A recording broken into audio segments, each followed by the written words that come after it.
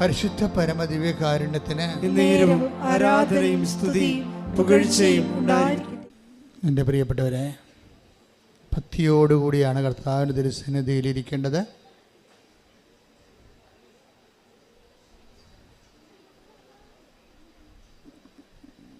ഭക്തിയിൽ ഒരു രക്തത്തിൻ്റെ കണ്ടൻ്റ് ഉണ്ട്. ശരിക്കും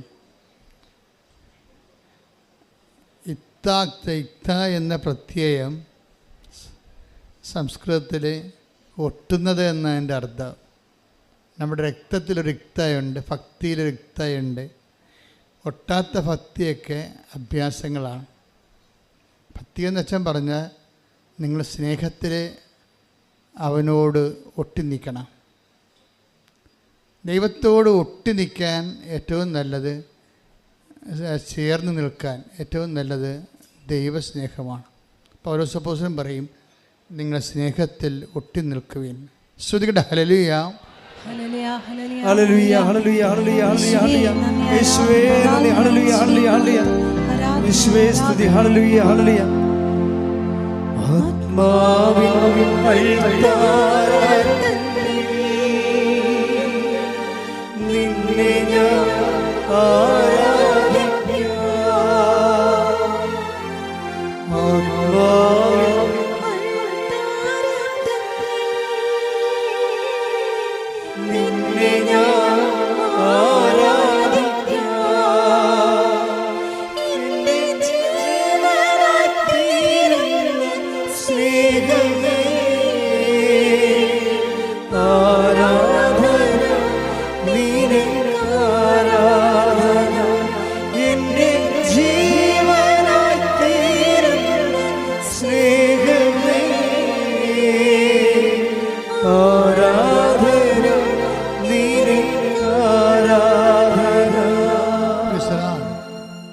ഉടമ്പടി നിങ്ങളെ എല്ലാ മേഖലകളിലും, ഭക്തിയുടെ മേഖലകൾ, വിശ്വാസത്തിൻ്റെ മേഖലകൾ, ദൈവസ്നേഹത്തിൻ്റെ മേഖലകൾ, ഉപവിയുടെ മേഖലകൾ, കുദാശകളുടെ മേഖലകൾ, സുവിശേഷ കൈമാറ്റത്തിൻ്റെ മേഖലകൾ, ഇങ്ങനെ എല്ലാ ആധ്യാത്മികതയുടെ എല്ലാ മേഖലകളിലും ഉടമ്പടി നിങ്ങളെ ഉണർത്തുകയും വളർത്തുകയും ചെയ്യാം.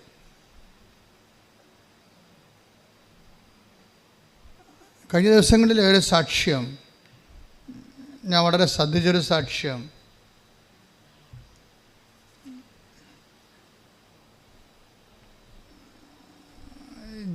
ജോസ്മി ഇടുക്കി എന്നുള്ള സാക്ഷ്യമാണ്. ജോസ്മിയുടെ സാക്ഷ്യം അവസാനിക്കുന്നത്, ഉടമ്പടി ജീവിതത്തിൽ ഇനിയും എനിക്ക് വളരണം. ഒരു എഡ്യൂക്കേറ്റഡ് ലേഡിയാണ്.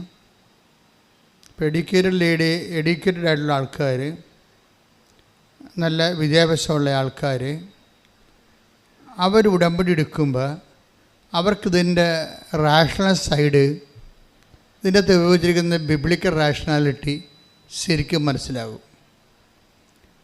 കാര്യം ഇതിൻ്റെ അകത്ത് ഉപയോഗിച്ചിരിക്കുന്നത്, ഇപ്പോൾ നമുക്ക് ഉദാഹരണത്തിന് നമ്മുടെ ഉടമ്പടി നിലനിൽക്കുന്നത് എന്തിലാണ്? Not by merit but by grace.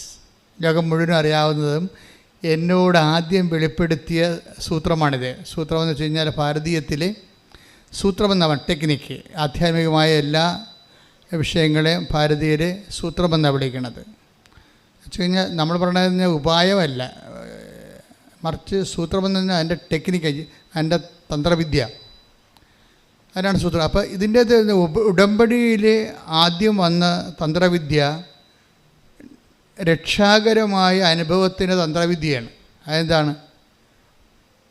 Not by merit but by grace. അപ്പോൾ ഉടമ്പടി ജീവിതത്തെ കാണുന്നത്, ജീവിതത്തെ മുഴുവനായിട്ട്, ജീവിത സാഹചര്യങ്ങളെ കാണുന്നത് തന്നെ, നമ്മുടെ ജീവിതം നമ്മൾ എത്ര മെറിറ്റോറിയസ് ആയാലും നമ്മളുടെ ഏറ്റവും വലിയ കോൺഫിഡൻസിൻ്റെ അടിസ്ഥാനം നമ്മുടെ മെറിറ്റാണ്, അല്ലേ? മനുഷ്യൻ്റെ കോൺഫിഡൻസിൻ്റെ അടിസ്ഥാനം എന്ന് വെച്ചാൽ മനുഷ്യൻ്റെ ആത്മവിശ്വാസത്തിൻ്റെ അടിസ്ഥാനം എന്താണ്? അവൻ്റെ മെറിറ്റ് എന്ന് വെച്ചാൽ യോഗ്യത, അല്ലേ? ഇപ്പോൾ വിദ്യാഭ്യാസമുണ്ട്, എക്സ്പീരിയൻസ് ഉണ്ട്, അപ്പോൾ ജോലി കിട്ടാനുള്ള യോഗ്യത, നമുക്ക് ആത്മവിശ്വാസമുണ്ട്, ഇല്ലേ? അപ്പോൾ അതുപോലെ നമുക്ക് ആത്മവിശ്വാസം തരുന്ന കുറേ സംഭവമുണ്ട്. നമ്മൾ ഈ ആൾക്കാരൊക്കെ ബ്യൂട്ടി പാർലറൊക്കെ പോകണത് എന്തിനാണ്? കോൺഫിഡൻസിനാണ്. ചെരുപ്പിൻ്റെ പരസ്യം പോലും എന്താണ്? ഈ ചെരുപ്പിട്ടാൽ നിങ്ങൾക്ക് കോൺഫിഡൻസ് ഉണ്ടാകുമെന്ന് പറഞ്ഞവർ അല്ലേ? ഈ കോൺഫിഡൻസ് ഒരു പ്രോബ്ലമാണ്. ആത്മവിശ്വാസത്തിന് സാധാരണ ആൾക്കാർ യൂസ് ആൻഡ് ത്രോ ആയിട്ടുള്ള സാധനങ്ങളാണ് ഉപയോഗിക്കുന്നത്.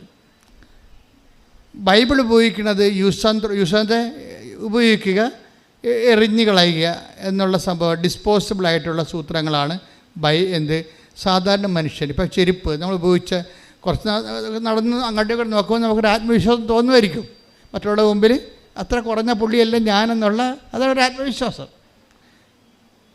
അപ്പോഴേ ഒരു വ്യക്തിക്ക് സമൂഹത്തിൽ ഉണ്ടാകേണ്ട ഒരു നിലനിൽപ്പാണ് ഈ ആത്മവിശ്വാസം എന്ന് ഭൗതികമായി പറയണത്. പക്ഷേ ഇതിൻ്റെ പ്രോബ്ലം വെച്ചാൽ ആ ചെരുപ്പിൻ്റെ വള്ളി കുറച്ച് കഴിയുമ്പോൾ ഞാൻ പൊട്ടിപ്പോകും. അപ്പോൾ ആത്മവിശ്വാസവും പൊട്ടിപ്പോകും ഇല്ലേ? ആത്മവിശ്വാസം പൊട്ടി. അപ്പോൾ ബൈബിള് ഇങ്ങനെയുള്ള ടെമ്പറൽ തിങ്സ് ഉപയോഗിക്കത്തില്ല ആത്മവിശ്വാസത്തിന്. എന്നും നിലനിൽക്കുന്ന, ബൈബിൾ എപ്പോഴും പറയുമ്പോൾ നിലനിൽക്കുമോ ഇല്ലേ എന്നേ പറയത്തുള്ളൂ. ഒരു സാധനം ട്രൂ ആണോ അല്ലെങ്കിൽ ഫോൾസ് ആണോ ഫേക്കാണോ എന്ന് ബൈബിൾ പറയണത് നിലനിൽക്കുമോ ഇല്ലേ എന്നുള്ള അടിസ്ഥാനത്തിലാണ് പറയണത്. നിലനിൽക്കാത്ത എല്ലാം ബൈബിൾ പറയും ഫോൾസ് ആണെന്ന് പറയും. അതുകൊണ്ട് നിലനിൽക്കാത്തതുമേ നിങ്ങൾ അറ്റാച്ച് ചെയ്യരുതെന്ന് പറയും. ഇപ്പോൾ ഈശോൻ്റെ അടുത്തൊരു അപ്പം കാണിക്കുക പറയും, നോ, ഈ അപ്പം ട്രൂ അല്ലെന്ന് ഈശോ ഉടനെ പറയും. വെള്ളം കാണിച്ചാൽ പറയും ഈ വെള്ളം ട്രൂ അല്ല, സത്യമല്ലെന്ന് പറയും. എന്താ കാര്യം? ഈ വെള്ളം കുടിച്ചാൽ പിന്നെയും ദാഹിക്കും, അതാണ് പ്രശ്നം. ഈ അപ്പം കഴിച്ചാൽ പിന്നെ വിശക്കും. അപ്പോൾ ഈ ബൈബിളിൻ്റെ ഒരു രീതി വെച്ച് കഴിഞ്ഞാൽ ടെമ്പറൽ തിങ്സ് എടുത്തിട്ട് പറയും ഇതിനെ അറ്റാച്ച് ചെയ്യരുതെന്ന് പറയും. അറ്റാച്ച് എന്ന് വെച്ച് കഴിഞ്ഞാൽ നിങ്ങൾക്ക് അറ്റാച്ച് ജപ്തിയുടെ കാലഘട്ടത്തിലെ അറ്റാച്ച്മെൻറ്റ് നിങ്ങൾക്ക് മനസ്സിലാകാൻ പറ്റുന്നു അല്ലേ? എന്ന് വെച്ച് കഴിഞ്ഞാൽ നമ്മുടെ വസ്തു നമ്മുടെ എതിരാളിയുടെ വസ്തുവുമായിട്ട് അറ്റാച്ച് ചെയ്ത് കളയും, പിന്നെ വസ്തു വിൽക്കാൻ പറ്റത്തില്ല.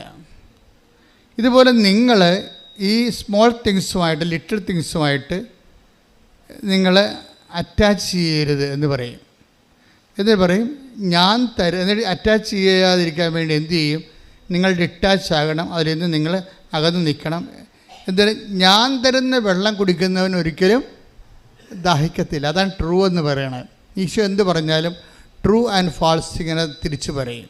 ഈശോ മാത്രമേ അങ്ങനെ പറയത്തുള്ളൂ. ദിസ് ഈസ് നോട്ട് ട്രൂ എന്ന് പറയും, ഇത് ശരിയല്ല എന്ന് പറയും, സത്യമല്ല. ലോകത്തിലുള്ള എല്ലാ വിഷയത്തെക്കുറിച്ചും ഈശോ സത്യമല്ല എന്ന് പറയും. എന്താ സാധനം? കടന്നു പോകുന്നതെന്നാണ്. അത് കടന്നു പോകുന്നത് കൊണ്ടാണ്. ഇനി കടന്നു പോകാത്ത നിലനിൽക്കുന്നതിനാണ് ഈശോ സത്യമെന്ന് പറയുന്നത്. അപ്പം നിലനിൽക്കുന്ന ഉടമ്പടിയിലുള്ളൊരു പ്രശ്നം എന്ന് പറയുന്നത് ഈ മെറിറ്റിൽ വർക്ക് ചെയ്യുന്ന എല്ലാം കടന്നു പോകും. നമ്മുടെ മെറിറ്റില്ലേ, മെറിറ്റിൽ നമ്മുടെ യോഗ്യത, നമ്മളെക്കാൾ കേമന്മാർ വരുമ്പോൾ നമ്മുടെ പ്രൊമോഷൻ അതിനാൽ വഴിയാധാരമാകും. അതാണ് പ്രശ്നം. അപ്പം നമ്മുടെ യോഗ്യതയെ അടിസ്ഥാനപ്പെടുത്തി, ഞാനിപ്പോൾ എൻ്റെ കൂടെയുള്ള ഈ നമ്മുടെ ക്ലിൻ്റൺ അച്ചോടൊക്കെ പണ്ട് പറയുമായിരുന്നു, എത്രയും വേഗം നീ പഠിക്കണം, നിൻ്റെ ജൂനിയേഴ്സ് വരുന്നുണ്ട്, നിന്നെ അടിച്ച് കമത്തി അവർ കടന്നു പോകും, നിനക്ക് പഠിക്കാൻ കഴിവുണ്ട്. അവർക്ക് ഇയാൾ ഇൻ്റലിജൻ്റാണ്, അതായത് നിനക്ക് പഠിക്കാൻ കഴിവുണ്ട്. ജോമോളോടും പറയും പഠിക്കാൻ കഴിവുണ്ട്, സമയം കളയരുത്, പഠിക്കണമെന്ന് പറയും. ഇവർ രണ്ടുപേരും ഇപ്പോൾ ഉന്നത വിദ്യാഭ്യാസത്തിന് പോയിരിക്കേണ്ടി വരും.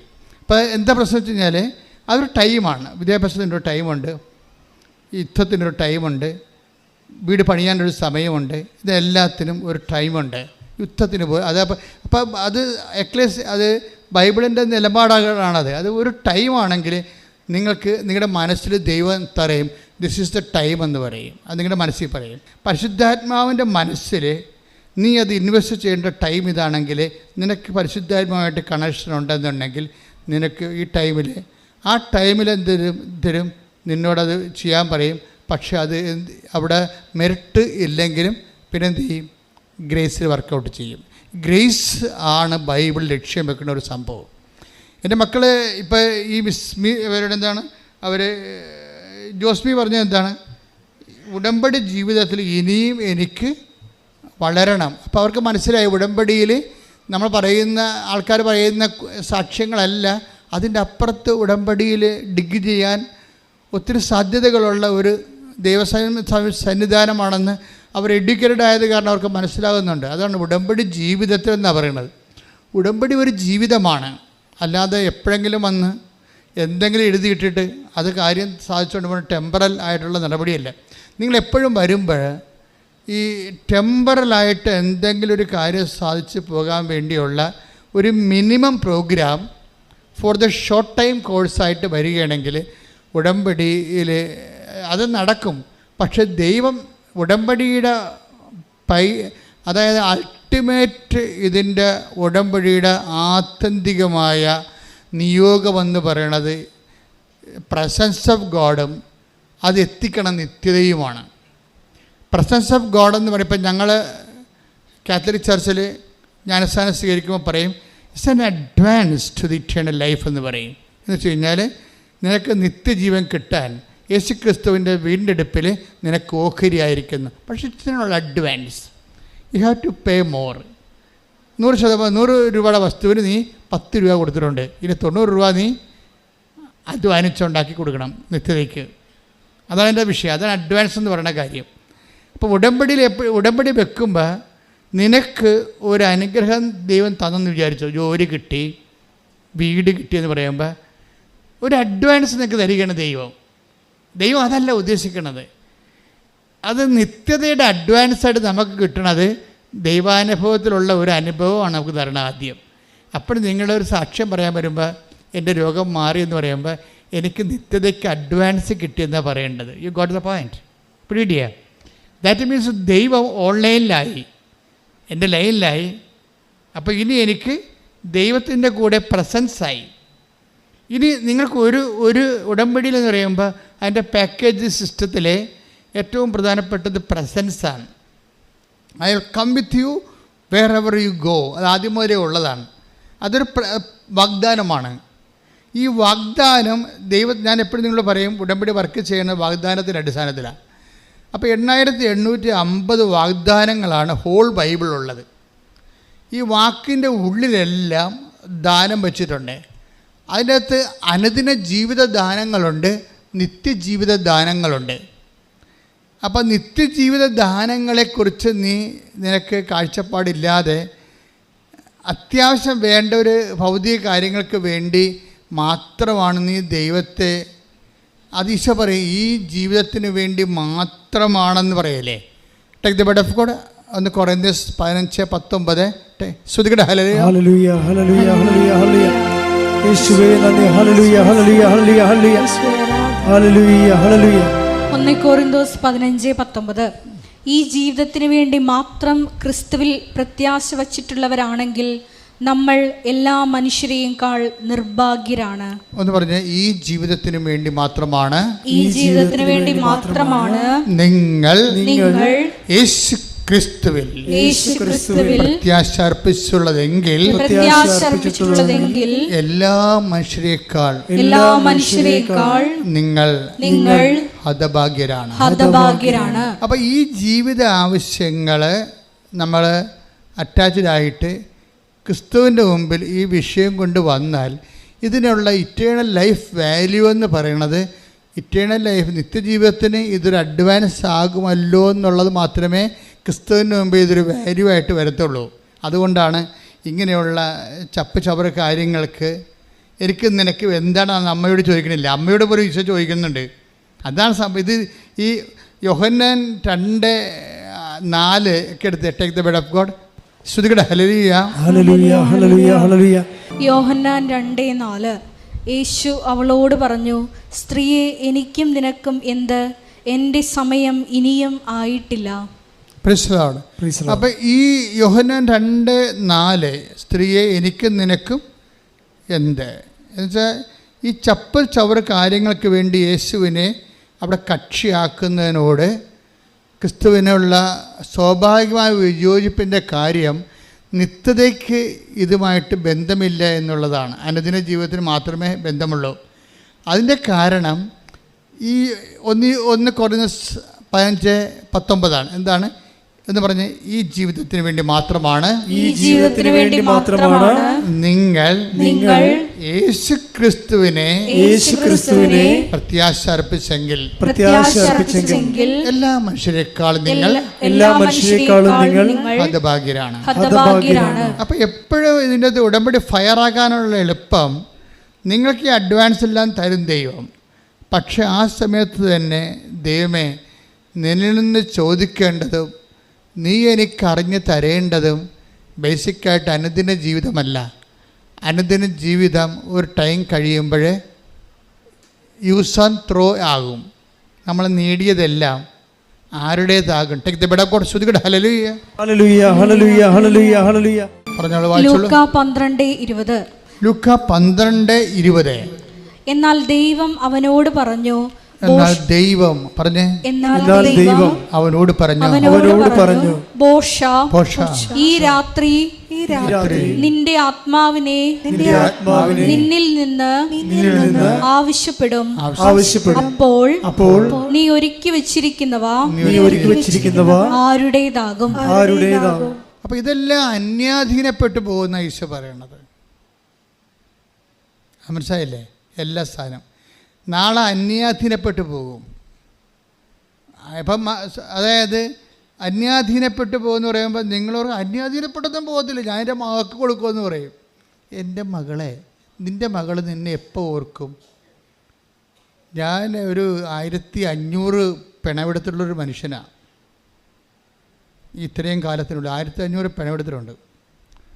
ഒരു ആത്മക്കാരുടെ ദിവസം വരുമ്പോൾ ഞാൻ എപ്പോഴും ഓർക്കും. ആത്മക്കാട് ദിവസം എന്ന് പറഞ്ഞ് കത്തോലിക്കരുടെ ഇടയിൽ ഒരു വലിയ ഏർപ്പാടുണ്ട്. എന്നുവെച്ചാൽ മരിച്ചുപോയ ഒരാൾക്കാരെ ഒരു ദിവസം ഓർക്കും. അപ്പോഴവരുടെ മക്കളും മരുമക്കളും ബന്ധുക്കളും സ്വന്തപ്പെട്ടെല്ലാം വന്ന് അവർ മരിച്ചടക്കിയ കുഴി വൃത്തിയും മെനയുമായിട്ട് വൃത്തിയാക്കും. ഇത് പൂക്കളും തിരികളും ചന്ദനത്തിരിയും ഒക്കെ വെച്ചിട്ട് ആത്മശാന്തിക്ക് വേണ്ടി പ്രാർത്ഥിക്കും. ഭയങ്കരമായ ഒരു ഫീലുള്ള ദിവസമാണത്. പക്ഷെ ഞാനപ്പോൾ ഞങ്ങൾ പിറ്റേ ദിവസം കുർബാന വൈകുന്നേരം ഉണ്ടാവും, രാവിലെ ഉണ്ടാവും. ഈ കുർബാനയെല്ലാം കഴിഞ്ഞ് ഇവർക്ക് അനിത പാടുന്നൊരു സംഭവമുണ്ട്. അപ്പം അനിത പാടി ഞങ്ങൾ ഒരു അറ്റത്ത് ഇടത്ത് തൊട്ട് വലത് വരെ ഇങ്ങനെ റെസ്പോൺസ് അല്ലെങ്കിൽ ഓഫീസൊക്കെ പാടി, അതൊരു പ്രത്യേക പ്രാർത്ഥനയാണ്. ഓഫീസ് എന്ന് പറയുന്നത് മരിച്ചവർക്ക് വേണ്ടിയുള്ള പ്രത്യേക സങ്കീർത്തന പ്രാർത്ഥനയാണ്. ഇത് പാടിപ്പാടി ഓരോ കുഴിക്കലും പാടി ചെല്ലുമ്പോൾ ചില കുഴിക്കൽ വരുമ്പോൾ ഗ്യാപ്പാകും. അപ്പോൾ അവിടെ പൂവില്ല, അവിടെ തിരിയില്ല, അവിടെ പുകയില്ല, ഒന്നുമില്ല, പുല്ല് പിടിച്ച് കിടക്കുകയാണ്. കണ്ടു നിന്നവൻ അവസാനം സങ്കടം കൊണ്ട് ആ ചത്തവന് നെഞ്ചത്തെ പുല്ല് പറിക്കണ കാണാം. അപ്പം ഞാൻ കപ്പേരനോട് ചോദിക്കും. കപ്പേരെന്ന് പറയണത് ഞങ്ങളുടെ ഇടയിലുള്ള ഒരു സാക്സൺ ഇടവകയിൽ അർത്ഥാള ശുശ്രൂഷകനാണ്. അപ്പോൾ കപ്പേരോട് ചോദിക്കും, ആ കുഴിക്കൽ ആരുമില്ലേ? അപ്പോൾ കപ്പേര് മിണ്ടത്തില്ല. കാര്യം പള്ളി സിമിത്തേരിയല്ലേ, അനിത ചൊല്ലിക്കൊണ്ടിരിക്കുകയല്ലേ. അപ്പോൾ ആ സമയത്ത് പറഞ്ഞു കഴിഞ്ഞാൽ ശരിയാകത്തില്ല. കാര്യം എനിക്ക് വലിയ ദേഷ്യം വരും. ഈ കുഴിയുടെ മക്കളുമുണ്ട്, ഈ അപ്പൻ്റെ മക്കളുമുണ്ട്, മരുമക്കളുമുണ്ട്, എല്ലാവരും നാട്ടിലുണ്ട്. അവർക്കിവിടെ വന്ന് അപ്പന് വേണ്ടി പ്രാർത്ഥിക്കാൻ നേരമില്ല. അതാണ് പ്രശ്നം. ഈ മനുഷ്യന്മാർ വേർപ്പ് കൊണ്ട് അധ്വാനിച്ച് ഉണ്ടാക്കിയ കരിക്ക് കഴിച്ച് തേങ്ങ ഇട്ടാണ് ഇവന്മാർ ജീവിക്കണത്. ഇപ്പോഴും അവരുണ്ടാക്കിയ വീട്ടിൽ തന്നെയാണ് കയറി പൊറുക്കണത്. പക്ഷേ അപ്പന് വേണ്ടി 10 മിനിറ്റ് പ്രാർത്ഥിക്കാൻ അവർക്ക് നേരമില്ല. അപ്പം ആരാണ് അന്യൻ? ആരാണ് ശത്രു? നിങ്ങൾ, അതാണ് ഈശോ ചോദിക്കുന്നത്. നിങ്ങൾ ഒരുക്കി, take the bed of God, നിങ്ങൾ ഒരുക്കി വെച്ചിരിക്കുന്നതൊക്കെ പറഞ്ഞേ, നിങ്ങൾ ഒരുക്കി വെച്ചിരിക്കുന്നതൊക്കെ ആരുടേതാകും. അതായത് ആരുടേയുമല്ലെന്നുള്ള അർത്ഥം. നിങ്ങളൊരു ഭയങ്കര സ്ഥലജല വിഭ്രാന്തിപ്പെട്ടിരിക്കുകയാണ്. മനുഷ്യന്മാരുടെ ഏറ്റവും വലിയ വിഭ്രാന്തി എന്ന് പറഞ്ഞാൽ എന്നുവെച്ചാൽ വെള്ളമാണെന്ന് നമുക്ക് തോന്നും. സ്ഥലജല വിഭ്രാന്തി എന്ന് പറഞ്ഞാൽ എന്താ? ഇപ്പം നല്ല വെയിലുള്ള സമയത്ത് നമ്മൾ ഒരു മൈതാനത്ത് കൂടി പോവുകയാണെന്നുണ്ടെങ്കിൽ വെള്ളം തിളക്കണത് കാണാം. അവിടെ ആവി പറന്ന് പോകണാണ് കണ്ടത്. നമുക്ക് അതൊക്കെ വെള്ളമാണെന്ന് നമുക്ക് തോന്നും. ആ സ്ഥലത്തിന് ജലത്തിൻ്റെ വിഭ്രാന്തി ഉണ്ടാക്കുകയാണ്. നമ്മൾ അടുത്ത് ചെല്ലുമ്പോൾ പറയും അത് ആവിയാണ്, വെള്ളമല്ല എന്ന് പറയും. ഇപ്പം നമുക്കുണ്ടെന്ന് പറയുന്നത് ആൾക്കാരെല്ലാം ഒരു സ്ഥലജല വിഭ്രാന്തിയുടെ വിഷയങ്ങളാണ്. സത്യമെന്ന് വെച്ച് കഴിഞ്ഞാൽ നമുക്ക് സത്യം ദൈവത്തോട് തുറന്ന് പറയാൻ വി ആർ നോട്ട് റെഡി. സത്യം ദൈവത്തോട് തുറന്ന് പറയണമെങ്കിൽ നിങ്ങൾ ആ സിറ്റുവേഷനിലേക്ക് വരണം. യോഹന്നാൻ 5:7 take the bed of God. ചോദിക്കട്ടെ hallelujah hallelujah hallelujah hallelujah hallelujah. യേശുവേ നന്ദി. Hallelujah hallelujah hallelujah hallelujah hallelujah hallelujah. യോഹന്നാൻ 5:7 അവൻ പറഞ്ഞു കർത്താവേ വെള്ളമിളകുമ്പോൾ എന്നെ കുളത്തിലേക്ക് ഇറക്കാൻ ആരുമില്ല. ഇപ്പം ആരുമില്ല എന്നുള്ള സംഭവം അയാൾ ആരുമില്ലെന്ന് ആണ് പറയണത്. അത് ഈശോയുടെ മനസ്സിനെ ശരിക്കും സ്പർശിച്ചിട്ടുണ്ട്, സങ്കടപ്പെടുത്തിയിട്ടുമുണ്ട്. എന്താ കാര്യം വെച്ചാൽ ആരുമില്ല എന്ന് കണ്ടിട്ടാണ് ഈശോ അവൻ്റെ അടുത്ത് വന്നിരിക്കുന്നത്. പക്ഷേ അവൻ്റെ അടുത്ത് വന്നാൽ മാത്രമേ ഈശോ അവിടുത്തെ അടുത്ത് വന്നാൽ മാത്രമേ തനിക്ക് ആരുമില്ല എന്നുള്ള സത്യം അവൻ തുറന്ന് ഈശോ അടുത്ത് പറയത്തുള്ളൂ. പക്ഷേ എല്ലാവരുടെടുത്തും അതുപോലെ വരണമെന്ന് നിർബന്ധമില്ല. അതൊരു യുണീക്കായിട്ട് ഒറ്റപ്പെട്ട സംഭവമാണ്. കാര്യം ആരുമില്ല എന്നുള്ളത് നമ്മുടെ ഇടം മറ്റുള്ളവരെ അറിയിക്കാൻ വി ആർ നോട്ട് റെഡി. അത്രയും നമ്മൾ സുരക്ഷിതരും സ്വാർത്ഥത കൊണ്ട് സുരക്ഷിതരാണ്. മനസ്സിലായില്ലേ? നമ്മളില്ലെങ്കിലും നമ്മുടെ ഇടമെന്തിനാണ് നാട്ടുകാരെ അറിയിക്കണം എന്ന് ചോദിക്കത്തില്ലേ? പണ്ടൊക്കെ 45കളിൽ കേരളത്തിലും ഇന്ത്യ മുഴുവൻ പട്ടിണി ഉണ്ടായിരുന്നു. 45കളിൽ 45, 46, 47 ആ ലോകയുദ്ധം കഴിഞ്ഞപ്പോൾ അരി കിട്ടിയില്ല. അരി എല്ലായിടത്തും ബ്ലോക്കായി. അരിയും കൊണ്ട് നടക്കണവനെ പോലീസ് അറസ്റ്റ് ചെയ്യുന്ന സമയം ഉണ്ടായി. കറുപ്പിൻ്റെ ബലം ഉണ്ടായിരുന്നു അരിക്കന്ന്. ഇപ്പം എൻ്റെ അപ്പനൊക്കെ വീട്ടിലിരുന്ന് പറഞ്ഞ് ഞാൻ കേട്ടിട്ടുണ്ട്. അരി ബാൻ ചെയ്തിരിക്കുകയാണ്. അരി കൊണ്ടുവന്നിട്ടുണ്ടെങ്കിൽ ആരെങ്കിലും പൂത്തിവെച്ച സാധനമായിരിക്കും പുറത്തെടുത്തത് വിചാരിച്ചിട്ടുണ്ട്. അരി പുറത്ത് കണ്ടാൽ പിടിക്കും. കാര്യം അരി ഓരോരുത്തും ഇല്ല. അപ്പോൾ ആരോ പൂത്തി വെച്ചതിന് വില കൂട്ടി വിൽക്കാൻ വേണ്ടി പുറത്തെടുത്തിരിക്കുകയാണ്, പിടിക്കും. അപ്പോൾ എന്താ ചെയ്തുകൊണ്ടിരുന്നത് വെച്ചാൽ അരിയില്ലാത്തൊരു കാലം ഉണ്ടായിരുന്നു. അപ്പോൾ അരിയില്ലാത്തൊരു കാലത്ത് മനുഷ്യന് ഒരു നേരം ആഹാരമുണ്ട്. അപ്പോൾ ചില അമ്മമാരെന്ത് ചെയ്യുമെന്ന് വെച്ച് കഴിഞ്ഞാൽ ഒരു ഉച്ചക്ക് 12 മണിയാകുമ്പോൾ ചവറക്കൊക്കെ കൂട്ടിയിട്ടിട്ട് അടപ്പിലിട്ട് കത്തിച്ച് പുക ഉണ്ടാക്കും. എന്താണ്? നാട്ടുകാർ അവിടെ അരിവെപ്പുണ്ടെന്ന് അറിയണം. നിസ്സാര കാര്യമല്ല. നമ്മൾ കടന്നു പോകുന്ന വഴികൾ നിസ്സാരമല്ല. അവിടെ ഞങ്ങളുടെ വീട്ടിൽ അരിവെപ്പുണ്ട്, ഞങ്ങൾ പട്ടിണി കിടക്കണില്ല. ഇതാണ് നമ്മുടെ ഇടമെന്ന് പറയും. അപ്പം നമ്മുടെ ഇടം മറ്റുള്ളവരെ അറിയിക്കാതിരിക്കാൻ വേണ്ടിയാണ് ചവറ് കൂട്ടി കുപ്പ ഇട്ടിട്ട് ഈ നാട്ടുകാരെ പുക കാണിക്കണത്. അപ്പോൾ നമ്മൾ കടന്നു പോകുന്നത്, നിങ്ങൾ പൈസയൊക്കെ ഉപയോഗിക്കുമ്പോൾ അപ്പന്മാർ കടന്നു പോകുന്ന വഴികൾ നമ്മൾ ഓർക്കണം. പൈസ ദൂരത്തടിക്കുമ്പോഴേ നമ്മൾ കടന്നു പോകുന്ന വഴികൾ ഓർക്കണം. അന്ന് അവരുടെ ആ മുണ്ടുമുറുക്കി കൊടുത്ത ഒരു കാലത്ത് അവർ കൊന്തയും കണ്ണീരുമായിട്ട് കർത്താവിൻ്റെ മുമ്പിൽ നിന്നതാണ് ഇന്ന് നമ്മൾ രക്ഷപ്പെട്ടിരിക്കുന്നത്. അപ്പോൾ ഓർത്തേക്കണം. പിന്നെ നമ്മൾ ചിലർ രക്ഷപ്പെടാത്തതിൻ്റെ കാരണം നമ്മൾ ആളാകാൻ വേണ്ടി നാട്ടുകാരിൽ നിന്ന് എല്ലാം നടന്ന് കടം മേടിച്ച് പരസ്യപ്രാന്തന്മാരായി മാറിയത് കൊണ്ടാണ്. ആവശ്യമില്ലാത്ത സ്ഥലത്തു നിന്നൊക്കെ നമ്മൾ കടം മേടിക്കും. ഇപ്പോൾ ഒരു ചില വീടുകളെ കുഴപ്പമില്ല. ചില വീടുകളെ കുർബാനയ്ക്കുള്ളപ്പാട് കഴിയുമ്പോൾ അവർ പാപ്പരാകും.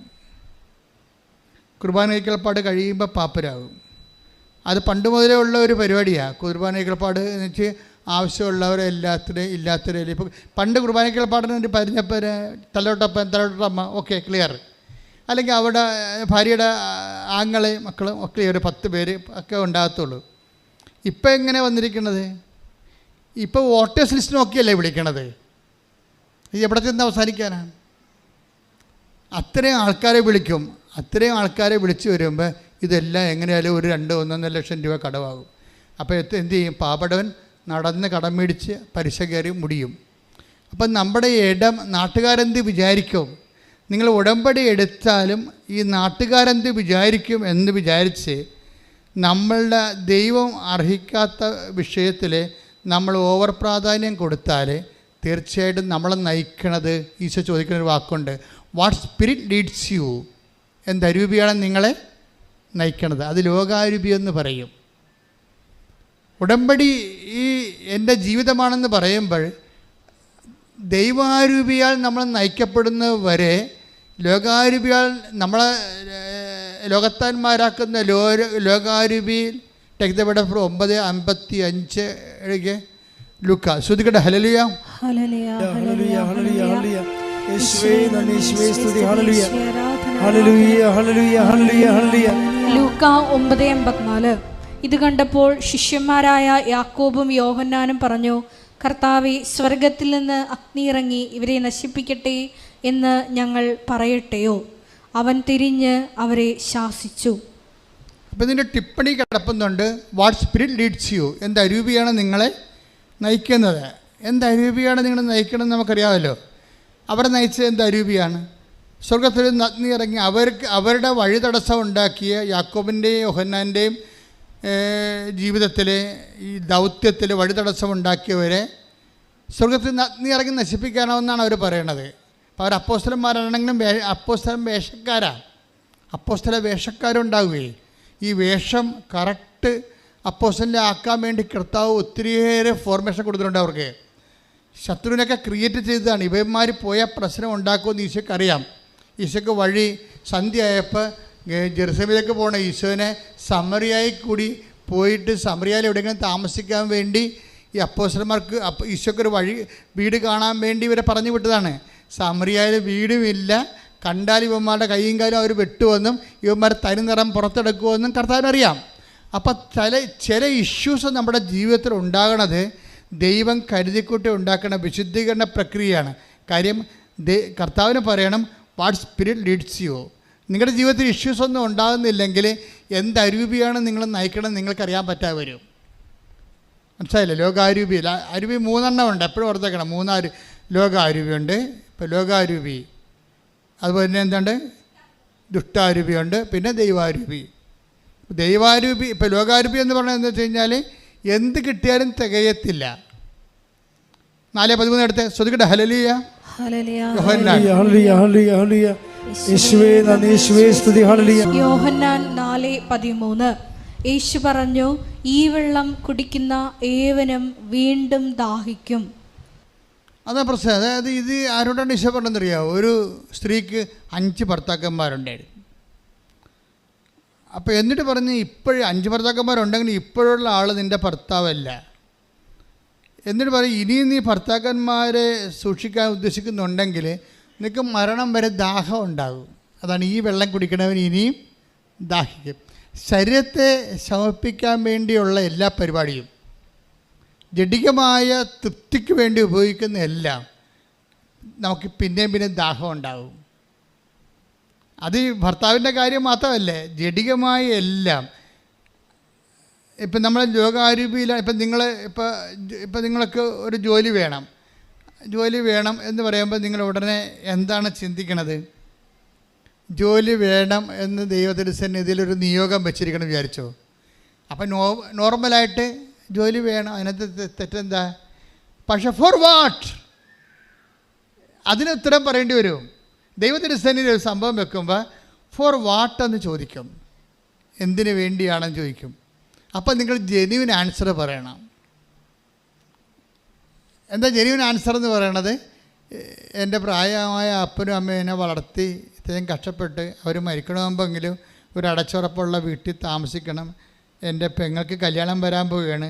അപ്പോൾ ഒരു മര്യാദക്കൊരു ഓർഡർ, ഒരു നല്ല ജീവിത പങ്കാളി കിട്ടണമെങ്കിൽ ഒരു വീട് വേണം. ഇതൊക്കെ എല്ലാം ജെന്യുവിനാണ്. പക്ഷേ നിങ്ങൾ വീട് വെക്കണതിൻ്റെ ഉദ്ദേശം, നിങ്ങളുടെ രഹസ്യ അജണ്ട എന്താണെന്ന് നിങ്ങൾ നോക്കണം. എന്ന് വെച്ചാൽ മറ്റുള്ളവരെക്കാൾ കേമമായൊരു വീടായിരിക്കണം.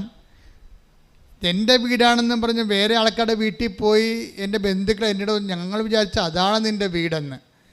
നമുക്കത്രയും പാങ്ങും കെട്ടും വെച്ചതൊന്നും ഇല്ലേ, നമ്മൾ പാവപ്പെട്ട അട്ടപ്പാടി എന്ന് പറഞ്ഞിട്ട് ഒരു ഡയലോഗും ഫിറ്റ് ചെയ്യും. പക്ഷേ ഉള്ളിൽ അപ്പോഴും ഉണ്ടാകും എന്താണ്, അവളൊക്കിട്ടൊരു പണി കൊടുക്കണം, ഞങ്ങളുടെ പൊളിച്ചിയും പൂക്കും, ഏത് പട്ടിക്കും ഒരു ദിവസം വരട്ടെ. അപ്പം അതാണ് മനസ്സിലായി. അത് രഹസ്യ അജണ്ട എന്ന് പറഞ്ഞാൽ അതാണ്. അത് ലോകാരൂപിയാണ്, പീഡിയാണ്. മറ്റുള്ളവരെ തോൽപ്പിക്കാൻ വേണ്ടി ആണ് നീ വീട് വെക്കണമെങ്കിലും കാറ് വാങ്ങിക്കണമെങ്കിലും അതിൻ്റെ അകത്ത് ഉള്ളിൽ ദൈവം അവിടെ കക്ഷിയല്ല, മറ്റുള്ളവരെക്കാൾ നീ തന്നെ അവൻ്റെ കക്ഷി വരണത്. അതുകൊണ്ടാണ് ഈശോ പറഞ്ഞു, ഈ വെള്ളം കുടിച്ചാൽ നിനക്ക് ദാഹം ഉണ്ടാകും. അപ്പോൾ നിങ്ങളുടെ ഉടമ്പടി നിയോഗങ്ങളിൽ ഇതുപോലെയുള്ള കള്ളൻ ഇല്ലെന്ന് ഉറപ്പുവരുത്തണം. മനസ്സിലായോ? ഉടമ്പടി നിയോഗങ്ങളിൽ പലതും കള്ളനുള്ളതാണ്. കാര്യം ലക്ഷ്യം വേറെയാണ്.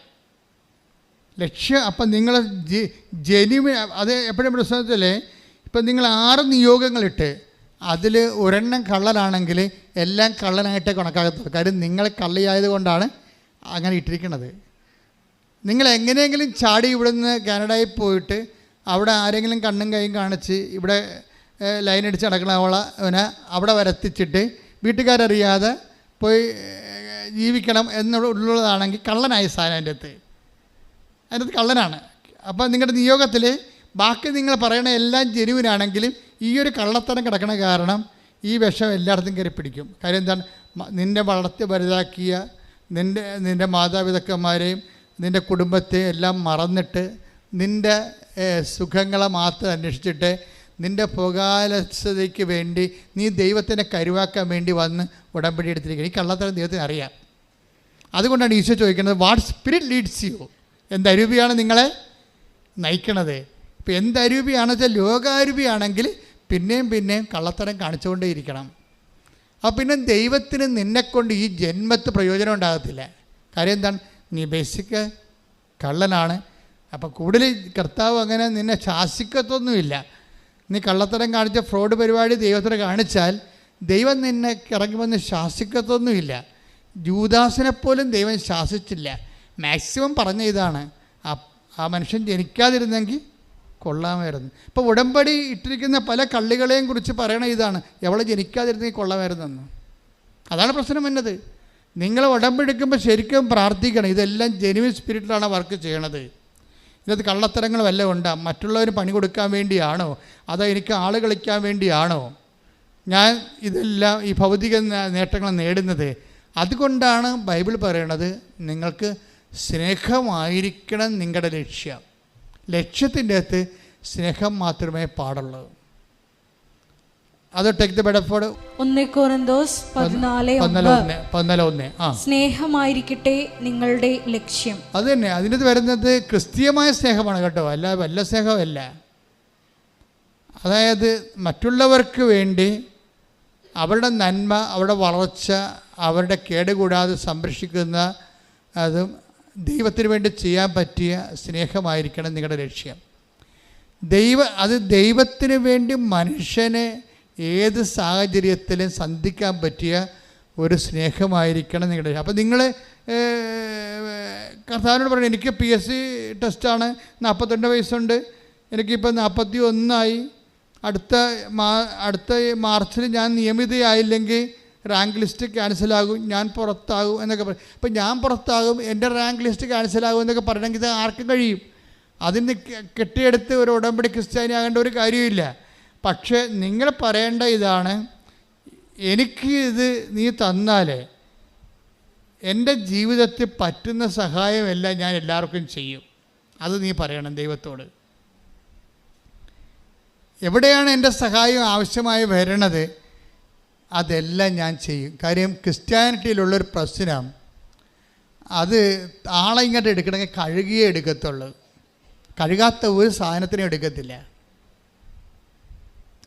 അതാണ് ആളെ എടുക്കണമെങ്കിൽ ആളെ ആ ക്രിസ്ത്യ വിശ്വാസത്തിലേക്ക് ക്രിസ്തുവിനെ. ഇപ്പം നീ ഇപ്പോൾ ഞാനിവിടെ മതം മാറാറൊന്നും ഞാൻ പറയത്തില്ല, അതെൻ്റെ സബ്ജക്റ്റും അല്ല. പക്ഷേ നീ ക്രിസ്തുവിന് നിനക്ക് ഓഹരി വേണമെന്നുണ്ടെങ്കിൽ നിന്നെ ദൈവം കഴുകിയേ എടുക്കത്തുള്ളൂ. അതിനാണ് ജ്ഞാനസ്ഥാനം എന്ന് പറയണത്.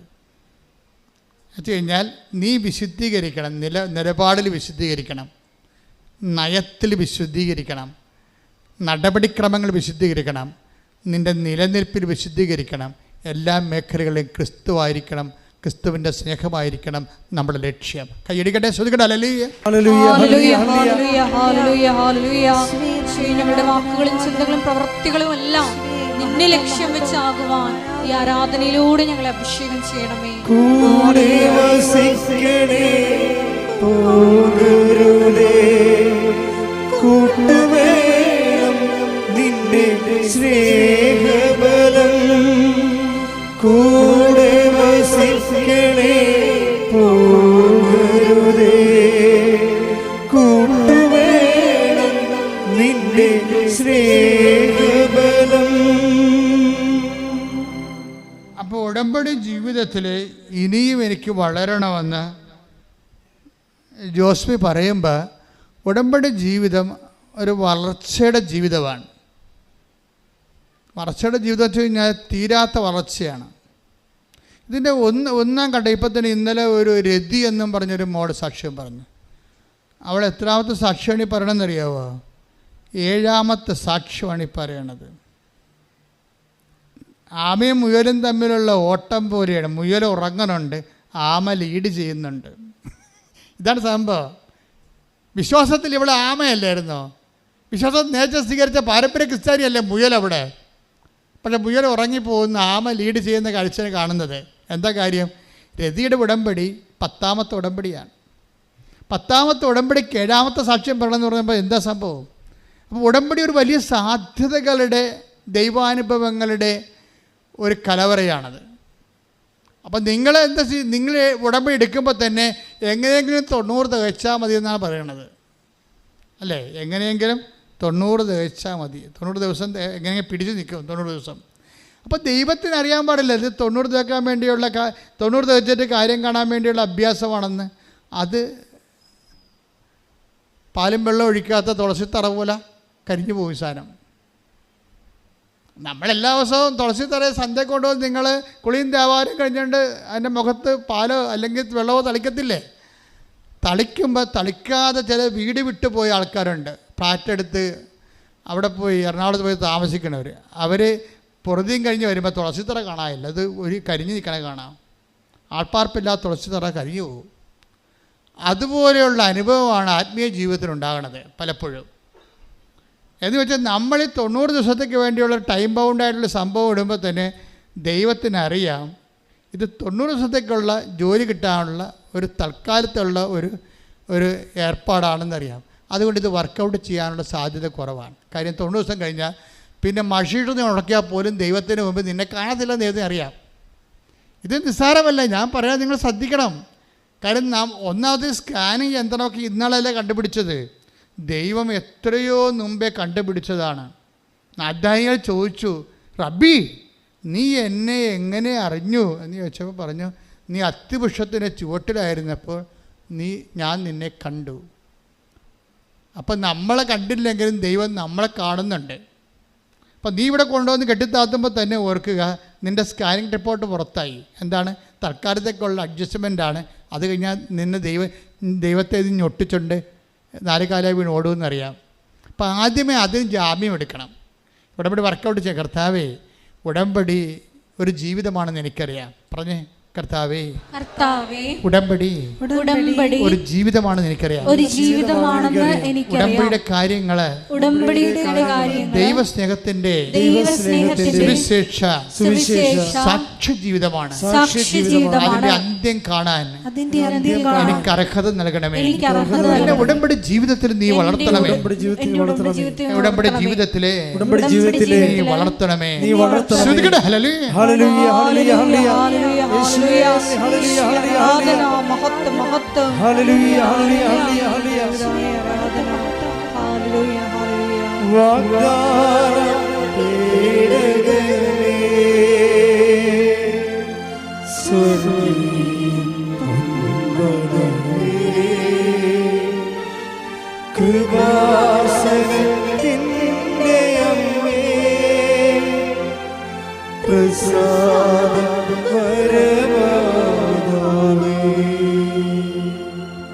അപ്പോൾ ഇവർക്കിപ്പോൾ ബോധ്യങ്ങൾ കിട്ടിയിരിക്കുകയാണ്. അതായത് ഉടമ്പടിയിൽ ഇങ്ങനെ ഓരോരോ വിഷയങ്ങൾ എഴുതി ഇട്ടതിലല്ല രതി വളർന്നത്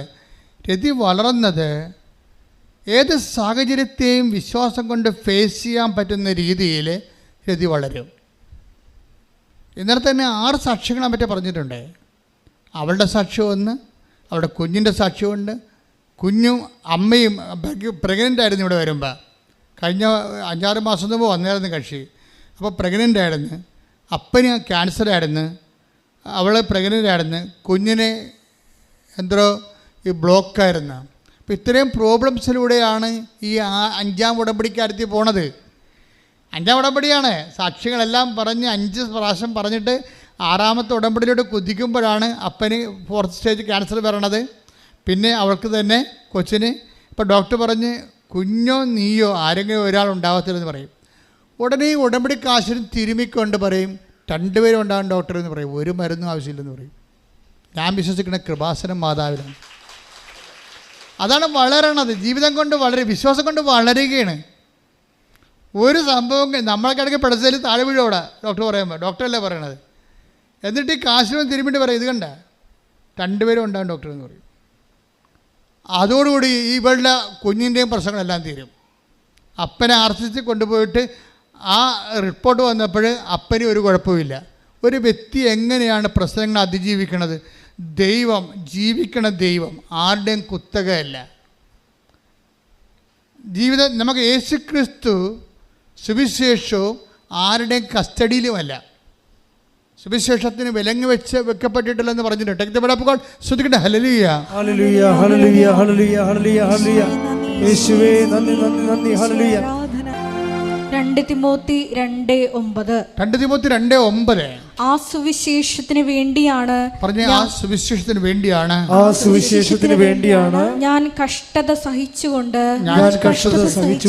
ഒരു കുറ്റവാളിയെ പോലെ വിലങ്ങുകൾക്ക് വരെ അധീനനാകുന്നത്. എന്നാൽ ദൈവവചനത്തിന് വിലങ്ങ് വയ്ക്കപ്പെട്ടിട്ടില്ല. അപ്പൊ ദൈവവചനം ആരുടെയും കസ്റ്റഡിയിലല്ല. ശരിക്കും പറഞ്ഞ അതിൻ്റെ വ്യാഖ്യാനം സ്വാഭാവികമായിട്ടും സഭയുടെ കസ്റ്റഡിയിലാണ്. പക്ഷേ ദൈവവചനത്തിൻ്റെ പ്രവർത്തനങ്ങൾ അത് ആരിലും പ്രവർത്തിക്കും. ആരാണ് ദൈവവചനത്തെ വിശ്വസിക്കുന്നത് അവർക്ക് കർത്താവ് സംരംഭിനാണ്. അതുകൊണ്ടാണ് വിശ്വാസത്തിൽ നമ്മളെ വളർത്താൻ ഉടമ്പടിയിൽ എല്ലാ ദിവസവും വചനം വായിക്കാൻ പറയും. എന്താ കാര്യം? നീ മനസ്സിലാകുന്നില്ല എന്ന് പറഞ്ഞാൽ അത് തന്നെയാണ് നിൻ്റെ വചനം വായിക്കാനുള്ള ആദ്യത്തെ പ്രാർത്ഥന. ഞങ്ങൾ വചനമൊക്കെ വായിക്കുമ്പോൾ കർത്താവിൻ്റെ വചനം പ്രഘോഷിക്കാൻ ഞങ്ങളുടെ ഹൃദയത്തെയും അതിരത്തെയും സംശുദ്ധമാക്കണമെന്നാണ് പ്രാർത്ഥിക്കുന്നത്. ശരിക്കും പറഞ്ഞാൽ വചനം പങ്കുവെക്കുമ്പോൾ ആദ്യം പ്രാർത്ഥിക്കേണ്ടത് കർത്താവ് ഇത് മനസ്സിലാകണില്ലെന്നാണ് പറയുന്നത്. ഫിലിപ്പോസിൻ്റെ രഥത്തിനോട് ചേർന്ന് നടക്കാൻ പറയുമ്പോൾ സിറിയക്കാരൻ ഷണ്ടം പറയണത് ആരെങ്കിലും വ്യാഖ്യാനിച്ചു തരാതെ എങ്ങനെ മനസ്സിലാകും? അപ്പം ദൈവത്തിൻ്റെ വചനം നീ തുറക്കുമ്പോൾ ഇത്രയും പറഞ്ഞാൽ മതി, കർത്താവേ മനസ്സിലാക്കി തരണമേ എന്ന്. അപ്പോൾ നിന്നോട് നിൻ്റെ ഭാഷയിൽ ദൈവം നിൻ്റെ അനുഭവത്തിലൂടെ സംസാരിക്കും. ശ്രദ്ധിക്കട്ടെ. Hallelujah, hallelujah, hallelujah, hallelujah, hallelujah, hallelujah. യേശുവേ നന്ദി. Hallelujah, hallelujah, hallelujah, hallelujah, hallelujah. കൂടെ വസിക്കണേ, പോകരുതേ, കൂട്ടുവേണം നിന്റെ സ്നേഹബലം.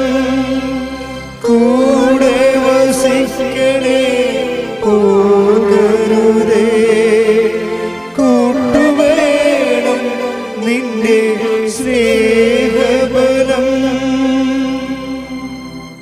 ഈ രതി ഈ കൃപാസനം പത്രം കൊണ്ടുപോകുന്നതിനെക്കുറിച്ച് ഒരു സാക്ഷ്യമുണ്ട്. അവളുടെ കൃപാസനം പത്രം ഇവർക്ക് ഭയങ്കര പ്രാണനാണ്. മാതാവിൻ്റെ തനത് സാന്നിധ്യമാണെന്നുള്ള ആന്തരിക ബോധ്യമൊക്കെ കിട്ടിയിട്ടുണ്ട്. അത് കാരണം മഴയത്താണെങ്കിലും ആ ഓച്ചിറയിൽ നിന്ന് കൊല്ലം വരെ പോയി ഇവിടെ ഈ പത്രം കൊടുക്കും. താലൂക്ക് ആശുപത്രി കൊടുക്കും, ജനറൽ ആശുപത്രി കൊടുക്കും. അപ്പോൾ പലയിടത്തും കവലകളിലൊക്കെ കൊടുക്കുമ്പോൾ ആൾക്കാർ ചോദിക്കും, നിനക്ക് പ്രാന്താണോ കൊച്ചേ, ഇതും കൊണ്ട് വല്ലവരും ഇങ്ങനെ നടക്കുക എന്ന് ഇങ്ങനെ ചോദിക്കുമ്പോൾ ഉടനെ ഇവള് മോങ്ങിക്കൊണ്ട് ചേട്ടൻ മേടിച്ചിട്ട് പേടിക്കണ്ട, അടുത്ത കൊടുക്കുകയില്ല. ആ ചേട്ടനെ ഉടനെ ഇവിടെ ട്രാജഡി ചെയ്യും. എന്താ ചേട്ടനെ പറയും, ചേട്ടാ ഇപ്പം ചേട്ടന് പ്രശ്നമൊന്നും ഇല്ലായിരിക്കും, പക്ഷെ ഇത് കണ്ട 100 സാക്ഷ്യങ്ങളാണ്. നിങ്ങൾക്ക് വിശ്വാസ ജീവിതം വേണമെങ്കിൽ ഈ പത്രം വായിച്ച് ഇത് അനുഭവം കിട്ടിക്കഴിയുമ്പോൾ പിന്നെ എന്നോടൊന്നും ചോദിക്കത്തില്ല. ഞാൻ എൻ്റെ അനുഭവസ്ഥയാണെന്ന് പറഞ്ഞ് വീണ്ടും ഈ സാധനം അടിച്ചേൽപ്പിക്കും. ചില ആൾക്കാർ ചെയ്യണത് മേടിച്ചില്ലെങ്കിൽ മേടിക്കാൻ അടുത്ത ആളുകൾ കൊടുത്തു പോരുകയല്ലേ. ഇതങ്ങനെയല്ല. ഇത് ഇവൾ കുറച്ചുകൂടി അവിടെ മുന്നോട്ട് പോവുകയാണ്. എന്നുവെച്ചാൽ ഇത് അയാളുടെ കൊടുക്കേണ്ടതാണ്. അയാളിത് വാങ്ങിക്കാത്തതിൻ്റെ കാരണം അയാൾക്ക് അനുഭവങ്ങളില്ലാത്ത കൊണ്ടാണ്. അപ്പോൾ അവളുടെ സ്വന്തം അനുഭവങ്ങൾ പറഞ്ഞിട്ടും മറ്റുള്ളവരുടെ അനുഭവങ്ങൾ പറഞ്ഞിട്ടും ഈ സാധനം കൊടുക്കും. അതെന്ന് വെച്ചാൽ സുവിശേഷ കൈമാറ്റത്തിന് വേണ്ടി വല്ലാത്ത തീഷ്ണതയാണ്. തീഷ്ണതയപ്പം എന്താ പറയണമെന്നറിയാവോ? അത് നിങ്ങൾ മനസ്സിലാക്കണം നല്ലതാണ്. അപ്പം ഇങ്ങനെ വരുമ്പോൾ ദൈവത്തിന് ആളിൻ്റെ നിക്ഷേപം പിടികിടത്തില്ലേ? നമുക്ക് നല്ല നിക്ഷേപം ഉണ്ടെങ്കിൽ ബാങ്കുകാർ നമ്മൾ ചെല്ലുമ്പോൾ എഴുന്നേറ്റ് നിന്ന് നമ്മൾ ചായ വരുത്തി തരുമല്ല. നമ്മൾ ലോണിന് ചെന്നാൽ അവർ മാനേജറിന് അവിടുന്ന് ബാത്റൂമിൽ പോയിരുന്ന് അകത്ത് കിടിപ്പിട്ടുകൊണ്ട് അവിടെ ഇരിക്കും. ആ വ്യത്യാസം അതാണ്, റേഷൻ്റെ വ്യത്യാസമാണ്. നമുക്ക് നല്ല നിക്ഷേപം ബാങ്കിലുണ്ടെങ്കിൽ നമ്മൾ ചെല്ലുമ്പോൾ തന്നെ മാനേജർ കസേര വരച്ചിട്ട് തരും, ചായ വരുത്തി തരും. നമുക്ക് നിക്ഷേപം ഇല്ലെങ്കിൽ അയാൾ ആ കസേരന്ന് അപ്പം തന്നെ ഓടി പാത്ത് കളയും. എന്താ, നമ്മൾ ലോൺ എടുക്കാൻ വരികയാണെന്ന് അറിയാൻ പറ്റും. ഇതാണ് സംഭവം. ഇതുപോലെ തന്നെ ദൈവത്തിൻ്റെ തിരുസേനയിൽ നമുക്ക് നിക്ഷേപം ഉണ്ടെങ്കിൽ നമ്മൾ പറയണ എല്ലാം നടക്കും. നിങ്ങളെപ്പോഴും ഉടമ്പടി എടുക്കുമ്പോൾ നിക്ഷേപം ഉണ്ടാക്കാൻ നോക്കണം. ഉടമ്പടി എടുക്കുമ്പോൾ നിക്ഷേപം ഉണ്ടാക്കാൻ നോക്കണം. എന്ന് വെച്ചാൽ പിന്നെ നിങ്ങൾക്ക് ഇത്ര അങ്കല ഇപ്പോൾ കിട്ടത്തില്ലേ? ജയിക്കുക ഇല്ലേ? ജോലി കിട്ടുക ഇല്ലേ? വിസയ്ക്ക് സായിപ്പ് പറഞ്ഞ എനിക്ക് മനസ്സിലാകുക ഇല്ലേ? ഞാൻ പറഞ്ഞ അയാൾക്ക് മനസ്സിലാകുക ഇല്ലേ? അത് വിസ ഡേറ്റ് കിട്ടിയിട്ടില്ല, ഇപ്പം തന്നെ ഓർത്ത് വേർക്കുകയാണ്. എന്ത് കാര്യത്തിന്? നിനക്ക് ഇവിടെ വേണ്ടത് നിക്ഷേപമാണ് വേണ്ടത്. ദൈവത്തിരിച്ച് നിക്ഷേപം ഉണ്ടെങ്കിൽ നിനക്ക് കോൺഫിഡൻസ് ആയി. നമ്മുടെ കോൺഫിഡൻസിലാണ് നമ്മൾ ധ്യാനം തുടങ്ങിയല്ലേ? ആത്മവിശ്വാസം, ആധ്യാത്മികമായ ആത്മവിശ്വാസം എന്ന് പറയുന്നത് നമ്മുടെ നിക്ഷേപത്തിലാണ് നമ്മുടെ വിശ്വാസം ഇരിക്കുന്നത്. എന്ന് വെച്ച് കഴിഞ്ഞാൽ ഇപ്പോൾ ഇവള് തന്നെ ഈ രതി തന്നെ ഈ പത്രം കൊടുക്കുന്ന ഇടയ്ക്ക് ഒരു ക്യാൻസർ, പത്തനംതിട്ടയിലുള്ള ഒരു ക്യാൻസർ 4th സ്റ്റേജ് വല്യപ്പനെ കണ്ട്. അപ്പോൾ വല്യപ്പനോട് പറഞ്ഞു, വല്യപ്പ ഉടമ്പടി എടുത്താൽ മതി എന്ന് പറഞ്ഞു. അതാ വിഷയം. രതിയായി പറയണ ഉടമ്പടി എടുത്താൽ മതി, ഇതെല്ലാം മാറും, ഇതൊന്നും കാര്യമില്ലെന്ന് പറയും.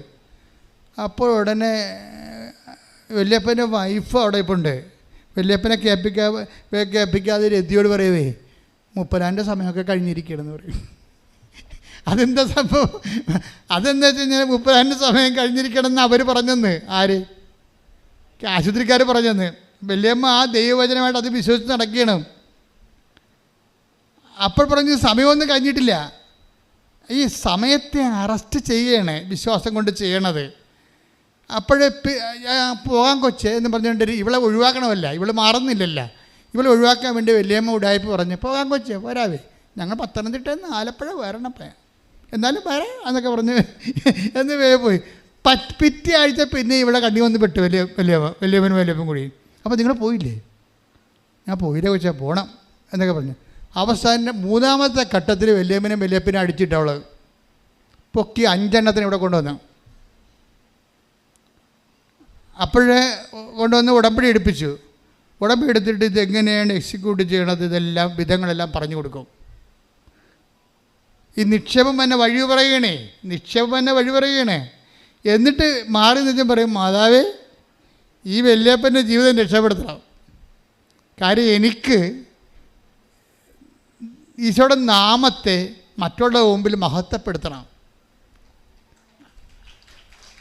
അതാണ് ആ ദൈവത്തോടെ കമ്മ്യൂണിക്കേഷനൊക്കെ ഭയങ്കര രസമാണ്. ഉടമ്പടി ജീവിതത്തിൻ്റെ ഓരോ അറ്റവും അർദ്ധത്തിലേക്ക് നമ്മൾ അടുത്ത ഭാഗങ്ങളിലേക്ക് നമ്മൾ പോവുകയാണ്. ഇതിവിടെയും കൊണ്ട് അവസാനിക്കും തോന്നില്ലേ ഉടമ്പടി? എന്നിട്ട് ഈ വല്യപ്പന് അവസാനം ഇവിടെ കൊണ്ടുവന്ന് ഉടമ്പടി എടുപ്പിച്ചിട്ട് എങ്ങനെയാണ് ഉടമ്പടി തൈലം ഉപയോഗിക്കേണ്ടതെന്നൊക്കെ പറഞ്ഞ് മനസ്സിലാക്കി, എങ്ങനെ തിരികെത്തിക്കേണ്ടത്, എങ്ങനെയാണ് ശുശ്രൂഷ ചെയ്യേണ്ടതെന്നൊക്കെ പറഞ്ഞ് മനസ്സിലാക്കിയിട്ട് ഇവരെ ബോധ്യപ്പെടുത്തിയിട്ട് പിന്നെ ഈ റിസ്ക് ആരെ ഏറ്റെടുത്ത്? രതിയുടെ ജാമ്യത്തിലാണ് ഈ 4th ക്യാൻസർ ഇരിക്കണത്. എന്നിട്ട് രതിയാണ്, ഞാനിങ്ങനെയൊക്കെ അവരോട് പറഞ്ഞിട്ടുണ്ട്, എൻ്റെ ഉദ്ദേശം അമ്മയെ പല മനുഷ്യരെ അറിയണം ഇതിലൂടെ, അതാണ് സത്യം. അപ്പോൾ എൻ്റെ ഉദ്ദേശം, അപ്പോൾ ആ ഉദ്ദേശശുദ്ധി കറക്റ്റാണ്, നിക്ഷേപം കൂടുന്ന പരിപാടിയാണത്. അപ്പോൾ അമ്മ ഈ വിഷയം ഈ ഫയലെടുത്ത് ഒപ്പിട്ട് കളയും ഉടനെ. എന്തെല്ലാം പറഞ്ഞാലും, സമയം പോയെന്ന് പറഞ്ഞാലും, സമയം കഴിഞ്ഞെന്ന് പറഞ്ഞാലും, മറിയം അങ്ങോട്ട് ഒപ്പിട്ട് കഴിഞ്ഞാൽ, അങ്ങനെ പച്ചമഷി അങ്ങോട്ട് വീണ് കഴിഞ്ഞാൽ പിന്നെ അവിടെ പിന്നെ വേറെ ഓവർ റൈറ്റിംഗ് ഒന്നും വരത്തില്ല. കർത്താവിന് അതിൻ്റെ പുറത്ത് കയറി ഒപ്പിടുകയില്ല, റിമാർക്ക് എഴുതത്തില്ല. അത് മറിയം. എന്താ കാര്യം വെച്ചാൽ അവർ അനാദികാലം മുതൽ തിരഞ്ഞെടുക്കപ്പെട്ട ഒരാളാണ്.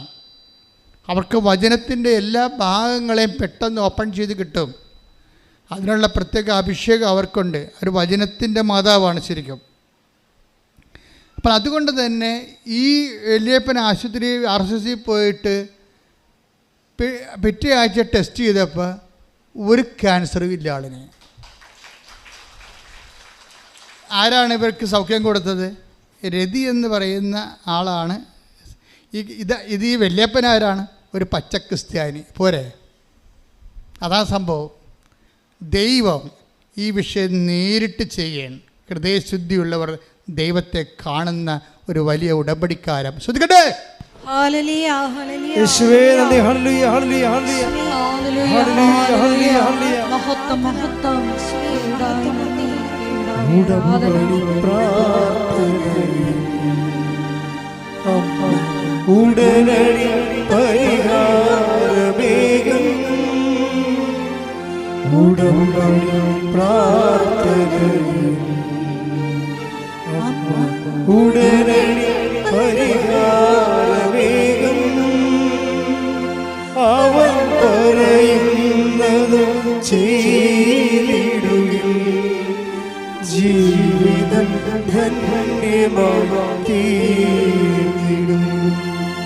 അവൻ പറയുന്നത് ചെയ്തിടുകിൽ ജീവിതം ധന്യമായിത്തീരും. അപ്പോൾ ഇനി നമുക്ക് ഇനി സ്മൃതിയുടെ എടുക്കാം. സ്മൃതിയുടെ കേസ് സാക്ഷി എടുക്കാം. സ്മൃതിയുടെ വിഷയം എന്താണെന്ന് നിങ്ങൾ അവർ നല്ല വെൽ എഡ്യൂക്കേറ്റഡ് നേഴ്സാണെന്ന് തോന്നുന്നു. അവരുടെ വൊക്കാബുലറി എല്ലാം മെഡിക്കൽ ടേംസ് അവർ പറയണത് പല മുക്കാരും. അപ്പോൾ എനിക്ക് മനസ്സിലായി അവരൊരു 5-10 കൊല്ലം വിദേശ രാജ്യത്ത് ജോലി ചെയ്തിട്ട് ഇപ്പം നാട്ടിൽ കുഞ്ഞുങ്ങളെ വളർത്താൻ വേണ്ടി നാട്ടിൽ വന്നിരിക്കുകയാണ്. അപ്പോൾ ഈ 3ാമത്തെ കുഞ്ഞ് ജനിച്ചപ്പോൾ കുഞ്ഞിൻ്റെ പ്രശ്നമായി. സ്മൃതിയുടെ കുഞ്ഞിൻ്റെ പ്രശ്നം എന്ന് വെച്ച് കഴിഞ്ഞാൽ കുഞ്ഞ് ജനിച്ച് കഴിഞ്ഞിട്ട് കുഞ്ഞ് പാല് കുടിക്കണില്ല. അപ്പോൾ നമുക്കറിയാമല്ലോ കുഞ്ഞുങ്ങളാണെങ്കിൽ പാല് ഇൻസ്റ്റിങ്ക്റ്റ് ഉള്ള കാരണം ജനിച്ച നമ്മൾ അമ്മമാരുടെ അമ്മിഞ്ഞപ്പാൽ അവരെടുത്ത് കുടിക്കുവാനുള്ള കുഞ്ഞുങ്ങളാണ്. ശരിക്കും അവരുടെ നമ്മൾ ഉറങ്ങിക്കിടന്നാലും അവർ കുടിക്കും. അതാണ് അവർക്ക് ദൈവം കൊടുത്തിരിക്കുന്ന ഇൻസ്റ്റിങ്ക്റ്റ് അതാണ്.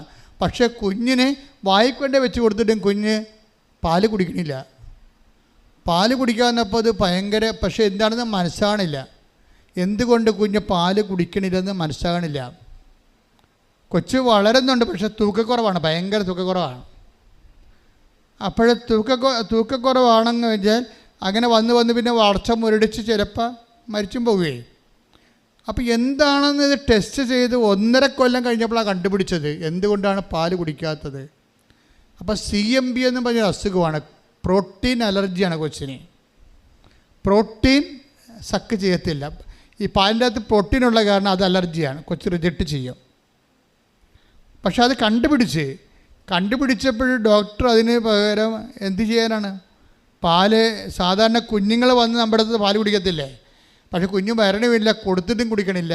അപ്പോൾ വേറെ ഫോർമുല മിൽക്ക് കൊടുത്ത് ഫോർമുല ഈ പാലിൻ്റെ അകത്തുള്ള കണ്ടൻസൊക്കെ വെച്ചിട്ടുണ്ട് എക്സ്ട്രാ ആയിട്ട് നമ്മൾ എക്സ്റ്റേണൽ ഫീഡിങ് നടത്തി. അത് കൊച്ച് തട്ടി കളയാണ്. അപ്പോൾ ഇവരാണെങ്കിൽ ഭയങ്കര ധർമ്മസങ്കടത്തിൽ അവർക്ക് ഭക്ഷണം കഴിക്കാൻ പറ്റുന്നില്ല. കുഞ്ഞ് ഭക്ഷണം കഴിക്കണില്ല. കുഞ്ഞ് നേർത്ത് നിരണ്ട് വരണേ. ഭയങ്കര സങ്കടമാണ്. ഇതിന് ട്രീറ്റ്മെൻറ്റും ഇല്ല ശരിക്കും. പിന്നെ എന്താ വെച്ച് കഴിഞ്ഞാൽ വേറെ ഒരു പൊടി വാങ്ങിച്ച് കൊടുക്കാൻ ഡോക്ടർ പറഞ്ഞു. അതിൻ്റെ എന്നാ പൊടി? ആ പൊടിയുടെ പേരൊക്കെ എവിടെ അറ്റാമിൻ പെറ്റി എന്നും പറഞ്ഞൊരു പൊടി 400 ഗ്രാം, ഒരു ടീസ്പൂൺ 400 ഗ്രാം ഒക്കെ കിട്ടണമെങ്കിൽ 2000 രൂപയാണ്. എങ്ങനെയാണ് മുതലാകണത്? നിങ്ങളൊന്ന് ചിന്തിച്ചേക്ക്. അമ്മിഞ്ഞപ്പാൽ കുഞ്ഞ് കുടിക്കുമ്പോൾ നിങ്ങളവർക്കും അമ്മിഞ്ഞപ്പാൽ കുടിക്കുന്നത് നാച്ചുറലാണെന്ന്. ഈ സാധനം ഒന്ന് കുടിക്കാനും നോക്കണം. നമ്മുടെ വസ്തു എഴുതി കൊടുക്കേണ്ടി വരും. അറ്റാമിന് പറ്റിക്ക് ഗ്രാമിന് 400 ഗ്രാമിന് 2000 രൂപ. അത് 2000 രൂപ അവിടെ നിന്നൊക്കെ കൊച്ചു കുടിക്കുക. കാശും പോണ്, കൊച്ചു കുടിക്കണില്ല, കൊച്ചു തുപ്പിക്കളയും. വൊമിറ്റിംഗ് എന്ന് പറഞ്ഞാൽ ഭയങ്കര എന്ത് പ്രോട്ടീൻ കണ്ടൻറ്റ് എന്ത് ചെന്നാലും കൊച്ചു ഓക്കാനിച്ച് തുപ്പി ഛർദ്ദിച്ച് സ്വരം ഉണ്ടാക്കി ബഹളം ഉണ്ടാക്കി വയലൻ്റായിട്ട് പിടിച്ച് മറിച്ച് താഴെയിടും. കൊച്ചിന് ഈ പാല് കുടിപ്പിക്കുന്നത് ഒരു ഭയങ്കര ജീവമരണ പോരാട്ട വിഷയമായി. അപ്പോൾ എനിക്ക് മനസ്സിലായില്ല അമ്മ എന്തുമാത്രം വിഷമിക്കുന്നതെന്ന് മനസ്സിലായില്ലേ. അവസാനം ഈ അറ്റാമിൻ പറ്റിയെന്ന് പറഞ്ഞ മരുന്ന് പ്രോട്ടീൻ മരുന്ന് കണ്ടൻറ്റ് കൊച്ചിന് കൊടുക്കണത് അവർക്ക് വിറഞ്ഞിട്ട് 2 വയസ്സായപ്പം അവർ മടുത്ത് ഈ കൊച്ചിനെ കൊണ്ട് അത്രയ്ക്ക് കൊച്ചിനെ ഓടിക്കളയും. കൊച്ച് എന്തെങ്കിലും കൊടുക്കണമെന്ന് കേൾക്കുമ്പോൾ തന്നെ പേടിച്ചിട്ട് അവസാനം ഇവർ കസേര ഇരുന്ന് അവിടെ മുട്ട് കൊണ്ട് കുഞ്ഞിൻ്റെ കഴുത്ത് ഞെക്കി പിടിക്കും. നിങ്ങളൊക്കെ കുറേ അങ്ങനെ നമ്മുടെ അമ്മമാരെ കുറേ കഷ്ടപ്പെട്ടിട്ടുള്ളതാണ് നമ്മൾ വളർത്താൻ വേണ്ടി അല്ലേ. ഞെക്കി പിടിച്ചിട്ട് എന്ത് ചെയ്യുക, വാ പൊളിക്കും, എന്നിട്ട് കുഴൽ അണ്ണാക്കിലോട്ട് കുത്തിക്കയറ്റും. അപ്പോൾ അവൻ കാല് കൊണ്ട് കൈയും കാലും കൈ കണ്ട് മോന്തക്കിട്ട് അടിക്കും, കാല് കൊണ്ട് ചവിട്ടും. അവസാനം കുഞ്ഞ് പലപ്പോഴും ഇത് അവസാനം നിവൃത്തിയില്ല വരുമ്പോൾ അമ്മ കുഞ്ഞിനെ കൈവിട്ട് കളയും. അത് മൂഞ്ഞയും കുത്തിപ്പോയി നിരത്തടിച്ച് വീഴും. എന്നിട്ട് അമ്മയ്ക്ക് സങ്കടം വരും. കാര്യം അവർക്ക് ഇറങ്ങിയിട്ടാണേ ഇത് കൊച്ചിനെ. അപ്പം അത്രയും പങ്കപ്പാടായി. ഇതിനി ജീവിതം തീർന്നെന്നുള്ള അവസ്ഥയിലാണ്. ഇതുമായിട്ട് ഇത് ഉറങ്ങുമ്പോഴും പേടിയാണ്, എഴുന്നേൽക്കുമ്പം പേടിയാണ്. ഇനി എന്തൊക്കെയാണ് ഇന്ന് നടക്കണമെന്ന് വിചാരിച്ചുകൊണ്ട് പേടിയാണ്. അപ്പോൾ ഇങ്ങനെ അപ്പോൾ ഇവർ ഒത്തിരി കഷ്ടപ്പെടുന്നുണ്ട് ഈ അമ്മ ഈ കുഞ്ഞിനൊന്ന് ഫീഡ് ചെയ്യാൻ വേണ്ടി. അപ്പോൾ ഡോക്ടറോട് ചോദിക്കുമ്പോൾ ഡോക്ടർ പറയും നിങ്ങളൊന്ന് തഞ്ചത്തി കൊടുത്താൽ മതി എന്ന് പറയും.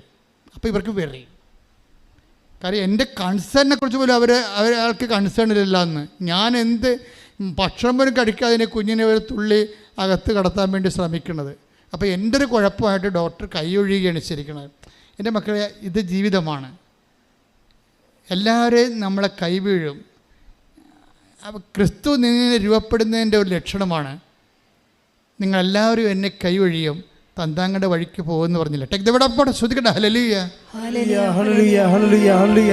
യേശുവേ നന്ദി നന്ദി നന്ദി. Hallelujah hallelujah hallelujah hallelujah hallelujah hallelujah. യേശുവേ സ്തുതി. ഹല്ലേലൂയ. യോഹന്നാൻ 16:32. യോഹന്നാൻ 16:32. എന്നാൽ നിങ്ങൾ ഓരോരുത്തരും പറഞ്ഞേ, എന്നാൽ നിങ്ങൾ ഓരോരുത്തരും താന്താങ്ങളുടെ വഴിക്ക് ചിതറിക്കപ്പെടുകയും എന്നെ ഏകനായി വിട്ടുപോവുകയും ചെയ്യുന്ന സമയം വരുന്നു, അല്ലാതെ വന്നു കഴിഞ്ഞു. എങ്കിലും ഞാൻ ഏകനല്ല, കാരണം പിതാവ് എന്നോട് കൂടെയുണ്ട്. ഇപ്പം ക്രിസ്തു എന്നുള്ള ഒരു അനുഭവ പാക്കേജിലുള്ളതാണ് നമുക്ക് കൂടെയുള്ളവരെ കൈവിട്ട് കളയണത്. നിങ്ങൾ ഓർത്തേക്കണം. പക്ഷേ ക്രിസ്തു നിങ്ങൾ രൂപപ്പെട്ട് വരുമ്പോൾ നമുക്കറിയാൻ പറ്റും, അതിൻ്റെ മണം വരും. എന്താണ്? കൂടെയുള്ളവർ നമ്മുടെ സെക്യൂരിറ്റി ആയിട്ട് നമ്മൾ കണ്ടുവച്ചിരിക്കുന്ന ആൾക്കാർ പതുക്കെ നമ്മളെ കൈയൊഴിയും. അപ്പം നിങ്ങൾ സന്തോഷിക്കണം. എന്താ കാര്യം? അപ്പോൾ നിങ്ങൾ ഉല്ലസിക്കുവിൻ. പ്രതിഫലം വലുതായിരിക്കും വരാൻ പോണത്. എന്നുവെച്ചാൽ അത് പ്രതിഫലം എന്താ? നമ്മുടെ പ്രതിഫലം ക്രിസ്തുവാണ്. പ്രതിഫലം ഒരു വിശ്വാസിയുടെ പ്രതിഫലം ക്രിസ്തുവാണ്. വലിയ പ്രതിഫലം എന്നാണ് ബൈബിൾ പറയണത്. നിങ്ങളുടെ പ്രതിഫലം വലുതായിരിക്കുമെന്ന്. അപ്പോൾ ദൈവരാജ്യത്തിലെ ഒരു വ്യക്തിക്ക് കിട്ടാവുന്ന ഏറ്റവും വലിയ പ്രതിഫലം ക്രിസ്തുവാണ്. അപ്പോൾ ഈ പ്രതിഫലം നമുക്ക് കിട്ടാൻ പോകുമ്പോഴാണ് മറ്റുള്ളവരെ അവർക്ക് നിശ്ചയിച്ചപ്പെട്ട വഴിയിലേക്ക് അവർ പോകും. കാരണം ക്രിസ്തു ഒരു വലിയ പ്രതിഫലത്തിലേക്കുള്ളൊരു വിശ്വാസത്തിൻ്റെ യാത്രയാണ്. ആ പ്രതിഫല യാത്രയിൽ നമ്മൾക്ക് പോസിറ്റീവായിട്ടല്ല, ഇതിൻ്റെ പോസിറ്റീവ് എന്ന് പറയണത് ഇതിൻ്റെ നെഗറ്റീവാണ്. ലോകത്തിൽ പോസിറ്റീവാണ്. പക്ഷേ ആധ്യാത്മികതയിൽ പോസിറ്റീവ് എന്ന് പറയുന്നത് നെഗറ്റീവാണ്. എന്നുവെച്ചാൽ നമ്മുടെ അനുഭവങ്ങളാണ്. പറഞ്ഞില്ല, നിങ്ങളെല്ലാവരും എന്നെ ഉപേക്ഷിച്ച് താന്താങ്ങളുടെ വഴിക്ക് പോകും. പക്ഷേ എന്നിട്ട് പറയും ഞാൻ ഏകനല്ല, പിന്നെന്താണ്? പിതാവ്. അതാണ് ക്രിസ്തുവിന് കുരിശായി പോയത്. ക്രിസ്തുവിൻ്റെ ഏറ്റവും വലിയ കുരിശ് അതാണ്, ആ ഒരു വാക്കാണ്. എന്ന് വെച്ച് കഴിഞ്ഞാൽ പിതാവ് കൂടെയുണ്ടെന്ന്. ഇപ്പം പിതാവ് കൂടെ ഉണ്ടെങ്കിൽ ഏത് റോമാക്കാരായാലും ഏത് കുരിശുമരണമായാലും ചമ്മട്ടി ആയാലും ക്രിസ്തുവിന് ഏക്കത്തില്ലെന്ന് പിതാവിനറിയാം. അപ്പോൾ പീഡാസകനങ്ങളിൽ വെള്ളം ചേർക്കപ്പെടുമെന്നുള്ള ഉറപ്പാണ്. പീഡാസകനം പൂർത്തിയാകത്തില്ലെന്ന് ഉറപ്പാണ്. എന്താ കാര്യം? പിതാവ് ഉണ്ടെങ്കിൽ നമ്മുടെ ഏറ്റവും പ്രിയപ്പെട്ട ആൾ നമ്മുടെ കൂടെ നിൽക്കണം എന്നുണ്ടെങ്കിൽ നമുക്കൊരു ജയിലല്ല, ആണോ? അത് പിതാവ് കേട്ട് പിതാവിനറിയാം. മാനുഷികമായിട്ട് പറഞ്ഞതാണെങ്കിലും ഇതാണ് അവൻ്റെ മൈൻഡ് സെറ്റ് എന്നറിയാം. അതെന്ത് ചെയ്ത്? പിതാവ് ടൈമായപ്പോൾ പിതാവ് മാറിക്കളഞ്ഞു. അതെ കിടന്ന് കാറണത് കുരിശിൽ. എൻ്റെ പിതാവേ എന്തുകൊണ്ട് നീ എന്നെ ക്രിസ്തുവിൻ്റെ പൂർണ്ണത അവിടെയാണ് വരണത്. എന്നിട്ട് പറയും ഇപ്പം എല്ലാം പൂർത്തിയായെന്ന് പറയും. ഇത് അക്കംപ്ലിഷ്ഡ് എന്ന് പറയും. എല്ലാം പൂർത്തിയാച്ച പിതാവ് കൂടി മാറിയാൽ മാത്രമേ ക്രിസ്തു പൂർണ്ണനകത്തുള്ളൂ. ഈ പൂർണ്ണതയിലേക്കാണ് നമ്മൾ ക്ഷണിക്കപ്പെട്ടിരിക്കുന്നത്. അത് മനസ്സിലായേ? അപ്പോൾ ആരെങ്കിലും എന്തെങ്കിലും സംഭവിച്ചാൽ അത് നെഗറ്റീവാണ് സംഭവിക്കണമെങ്കിൽ അത് പോസിറ്റീവായിട്ട് കരുതണം. എന്താ കാര്യം? നമ്മൾ ക്രിസ്തുവിലേക്ക് വളരുകയും ക്രിസ്തു നമ്മളെ പൂർണ്ണത പ്രാപിക്കുകയും ചെയ്യുകയാണ്. കൈയടിച്ച് ശ്രദ്ധിക്കട്ടെ. ഹല്ലേലൂയ.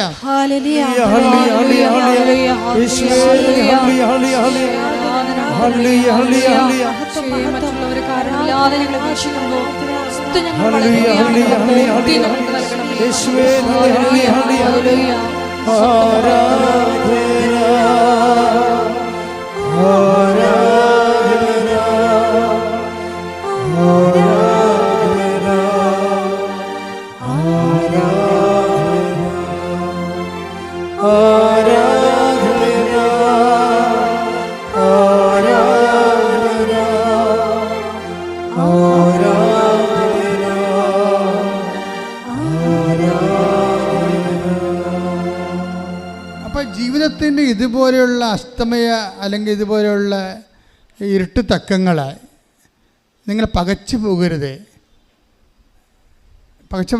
ഞാൻ ഉടമ്പടി എടുത്തല്ലോ, പിന്നെ എനിക്കെന്താ ഇങ്ങനെ ഈ സംഭവിച്ചതെന്ന് ചോദിക്കുമ്പോൾ ആ ചുമ്മാ ABCD ക്രിസ്ത്യാനി അങ്ങനെ പറയത്തുള്ളൂ. ഉടമ്പടി എടുത്തെങ്കിൽ അങ്ങനെ സംഭവിക്കണം. എന്താ കാര്യം? ക്രിസ്തു രൂപപ്പെട്ട് വരികയാണ്. നിങ്ങളുടെ വിഷയത്തെക്കാൾ ഉപരി അൾട്ടിമേറ്റായിട്ട് നിന്ന് നിത്യത നിങ്ങൾക്ക് വാഗ്ദാനം ചെയ്യുന്ന അതിന് വേണ്ടിയുള്ള നടപടിക്രമങ്ങൾ അതിൻ്റെ ഓരോ ഭാഗങ്ങൾ നടന്നുകൊണ്ടിരിക്കുകയാണ്. ഇതുകൊണ്ടാണ് മദർ എപ്പോഴും ഇങ്ങനെയുള്ള വിഷയങ്ങൾ പ്രോസസ്സിങ്ങിലിരിക്കുമ്പോൾ മദർ എപ്പോഴും മൗനം പാലിക്കും. അതായത് ഇതെല്ലാം ഹൃദയത്തിൽ സംഗ്രഹിക്കും. എന്താണ്? എൻ്റെ ദൈവം എനിക്കിത് ആവശ്യമാണെങ്കിൽ എല്ലാവരെക്കാൾ നേരത്തെ ദൈവം എനിക്ക് തരും.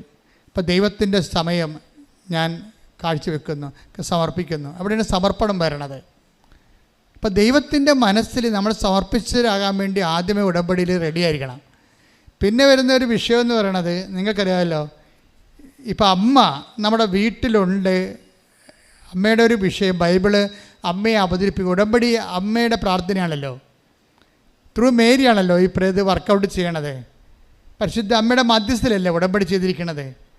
അപ്പോൾ അമ്മയുടെ മധ്യസ്ഥലായതുകൊണ്ട് ഇതിൻ്റെ കെയർ ടേക്കർ എന്ന് പറയുന്ന ആൾ അമ്മയാണ്. അപ്പോൾ അതുകൊണ്ടാണ് മരിയ സ്പിരിച്വാലിറ്റി അനുസരിച്ചാണ് നമ്മൾ ജീവിക്കണത്. ഉടമ്പടി ജീവിതം മരിയ സ്പിരിച്വാലിറ്റി അനുസരിച്ചാണ്. അപ്പോൾ ചില കാര്യങ്ങൾ ഹൃദയത്തിൽ സംഗ്രഹിക്കണം. പിന്നെ ക്രിസ്തുവിനെ ലോകത്തിന് കൊടുക്കണം അമ്മയുടെ പരിപാടിയാണ്. അതുകൊണ്ട് ക്രിസ്തുവിനെ ലോകത്തിന് കൊടുക്കാൻ വേണ്ടിയാണ് നമ്മൾ പത്രങ്ങളൊക്കെ ലോകത്തിന് കൊടുക്കണം, ആൾക്കാർക്ക് കൊടുക്കണത്. അപ്പം അമ്മയുടെ അത് മരിയ സ്പിരിച്വാലിറ്റിയുടെ ഭാഗമാണ്. അപ്പം മരിയ സ്പിരിച്വാലിറ്റി തന്നെയാണ് എലിസബത്തിനെ സെർവ് ചെയ്യാൻ പോണതും ആശുപത്രി സന്ദർശനവും അങ്ങനെ കുറേ കാര്യങ്ങളുണ്ട്. ഇതെല്ലാം മരിയ സ്പിരിച്വാലിറ്റിയിലാണ് ഇത് വർക്കൗട്ട് ചെയ്യത്തുള്ളത്. അപ്പോൾ അമ്മയുടെ മധ്യസ്ഥത വെച്ചിട്ട് അമ്മയുടെ ഒരു ആധ്യാത്മിക ജീവിതം നമ്മൾ ജീവിച്ച് മാറുകയാണ് ഉടമ്പടി ചെയ്യണത്. ഈ ചെയ്വനകളിൽ ഉണ്ടാകുന്നൊരു വിഷയം നിങ്ങൾക്കറിയേണ്ടത്, കാനായിലൊരു വിവാഹാഘോഷം നടന്നുവെന്ന് പറഞ്ഞുകൊണ്ട് അമ്മയെ ബൈബിൾ അവതരിപ്പിക്കുന്നതിന് ഒരു ബാങ്കറ്റ് സിറ്റുവേഷൻ രൂപീകരിക്കണ കാണാം. അമ്മയെ ബൈബിള് പരസ്യമായിട്ട് അവതരിപ്പിക്കുന്നതിന് മുമ്പ് ഒരു ബാങ്കറ്റ് സിറ്റുവേഷൻ ക്രിയേറ്റ് ചെയ്യാം. ഈ ബാങ്കറ്റ് തന്നെയാണ് പിന്നീട് സ്വർഗത്തിൽ നമ്മൾ കണ്ടെത്തുന്നത്. ബൈബിളും എല്ലാം നിത്യപിതാവുമായിട്ടുള്ള സദ്യവട്ടങ്ങളിൽ നിന്നാണ് ബൈബിൾ ഇങ്ങനെ സഞ്ചരിച്ചുകൊണ്ടിരിക്കുന്നത്. ഒരു സദ്യയിൽ നിന്ന് മറ്റു സദ്യയിലേക്ക് ഇങ്ങനെ ബൈബിൾ സഞ്ചരിക്കും. കാനായിലെ വിവാഹാഘോഷത്തിൽ നിന്നാണ് നിത്യതയിലേക്ക് മനുഷ്യൻ സഞ്ചരിക്കുന്നത്. അപ്പോൾ അവിടെ വരുമ്പോൾ പറയുന്ന വിഷയം എന്താണ്? ആ വീട്ടുകാരിൽ ഒരുവളായിട്ട് മറിയം അവിടെ ഉണ്ടായിരുന്നെന്നാണ് പറയണത്. യേശു ശിഷ്യന്മാരും ക്ഷണിക്കപ്പെട്ടിരുന്നു. വാക്കുമെല്ലാം വളരെ കറക്റ്റാണ്. മാതാവ് ആ എമംഗ് ദ മെമ്പേഴ്സാണ്. ആ വീട്ടിൽ നമ്മൾ ഉടമ്പടി എടുക്കുമ്പോൾ നമ്മുടെ വീട്ടുകാരിൽ ഒരാളായിട്ട് വരികയാണ് ആര്? മാതാവ്. പിന്നീട് അത് നിങ്ങൾ മനസ്സിലാക്കണം. ആ വചനം വായിച്ചേ, മറിയം അവിടെ ഉണ്ടായിരുന്നു. ശ്രുതിക്കട്ടെ. ഹല്ലേലൂയ. യോഹന്നാൻ 2:1. മൂന്നാം ദിവസം ഗലീലയിലെ കാനായിൽ ഒരു വിവാഹ വിരുന്ന് നടന്നു. യേശുവിന്റെ അമ്മ അവിടെ ഉണ്ടായിരുന്നു. അതാണ് സംഭവം. പിന്നെ അടുത്ത വചനം എന്താണ്? യേശുവും ശിഷ്യന്മാരും വിരുന്നിന് ക്ഷണിക്കപ്പെട്ടിരുന്നു. പുറമേ നിന്ന് വന്ന ആൾക്കാരാണ്. യേശുവും ശിഷ്യന്മാരും പുറമേ നിന്ന് വന്നതാണ്. അവിടുത്തെ വീടിൻ്റെ മെമ്പർ ആരാണ്? മറിയമാണ്. നിങ്ങളെപ്പോഴും ഓർക്കണം, നിങ്ങൾക്ക് ജോലിയില്ല, വീടില്ല, രോഗമാണെന്നൊക്കെ പറയുമ്പോൾ ദൈവത്തിൻ്റെ അമ്മ ഇതാ നിൻ്റെ അമ്മയെന്ന് പറഞ്ഞിട്ടുള്ള വാഗ്ദാനത്തിൻ്റെ പിൻബലത്തിൽ നമ്മുടെ വീടിൻ്റെ ഒരു മെമ്പറായിട്ട് മാറുകയാണ്. അവർ പുറത്തുനിന്ന് വരികയല്ല. നമ്മുടെ വീടിൻ്റെ മെമ്പറായിട്ട് മാറുമ്പോൾ ഫസ്റ്റ് പറയണത് എന്താ? നമ്മുടെ ഇല്ലായ്മയും വല്ലായ്മയും ഒക്കെ അഡ്രസ്സ് ചെയ്യാൻ വേണ്ടിയുള്ള ദൈവത്തിൻ്റെ സംവിധാനമാണ് മറിയം. അതുകൊണ്ടാണ് അമ്മ റഷ് ചെയ്യണത്. ഇതെൻ്റെ ഡ്യൂട്ടിയാണ്. ഇവിടെ ഇല്ലായ്മ ദൈവത്തിൻ്റെ സത്യപ്പെടുത്തുക. അവർക്ക് വീഞ്ഞ് ഇല്ല, അതാണ് സംഭവം. നമ്മുടെ ഇല്ലായ്മ നമുക്ക് പഠിക്കാൻ പറ്റും. ഇപ്പോൾ എത്ര കുഞ്ഞുങ്ങളാണ്, കുഞ്ഞുങ്ങൾ ഇവിടെ സാക്ഷ്യം കേട്ട് കഴിഞ്ഞാൽ ഈ ബുദ്ധിരാക്ഷസന്മാർക്ക് ശരിക്കും പറഞ്ഞാൽ ചൊറിച്ചിൽ വരും. എന്താ കാര്യം? അവർ പറഞ്ഞത് എന്താണെന്നറിയാമോ? എനിക്ക് പഠിച്ചിട്ട് തലേ കയറണില്ല, ഞാൻ പഠിച്ചിട്ട് എനിക്ക് മനസ്സിലാകണില്ല, ഞാൻ പകുതി പോലും പഠിച്ചിട്ടില്ല, പക്ഷെ ഞാൻ ജയിച്ചെന്ന് പറയും. എന്താ പറയണത്? അപ്പോൾ നമ്മളെ കൈയടിക്കും. അപ്പോൾ ചില യുക്തി കൊണ്ട് ജീവിക്കുന്ന പാർട്ടി പറയും ഇതെന്ത് മണ്ടത്തരമാണ്, എന്നാൽ പിന്നെ പരീക്ഷയുടെ ആവശ്യമില്ലല്ലോ, കൃപാസനം മാത്രം മതിയല്ല എന്ന് പറയും. അങ്ങനെ കാരണം ദൈവത്തെ അറിയാൻ പാടില്ലാത്തവർക്ക് എന്തും പറയാമല്ലോ, നമുക്ക് എന്തും പറയാൻ പറ്റത്തില്ല. അതാണ് വിഷയം പറയാൻ. അപ്പോൾ അതെന്ത് സംഭവം വെച്ച് കഴിഞ്ഞാൽ അവിടെ ഈശോ അവർക്ക് വീഞ്ഞില്ല എന്ന് പറയുമ്പോൾ ഉടനെ ഈശോ പറയുന്നത് എന്താണ്? അവർക്ക് മെരിട്ടില്ലെന്ന്, ഈ സബ്ജക്റ്റിന് മെരിട്ടില്ലെന്നാണ് പറയണത്. മനസ്സിലായില്ലേ? അവർക്ക് വീഞ്ഞില്ലെന്ന് പറയുമ്പോൾ ഈശോയുടെ റെസ്പോണ്ട് എന്താണ്? ഈ മിറക്കിളിന് അവർക്ക് മെരിട്ടില്ല, യോഗ്യതയില്ല.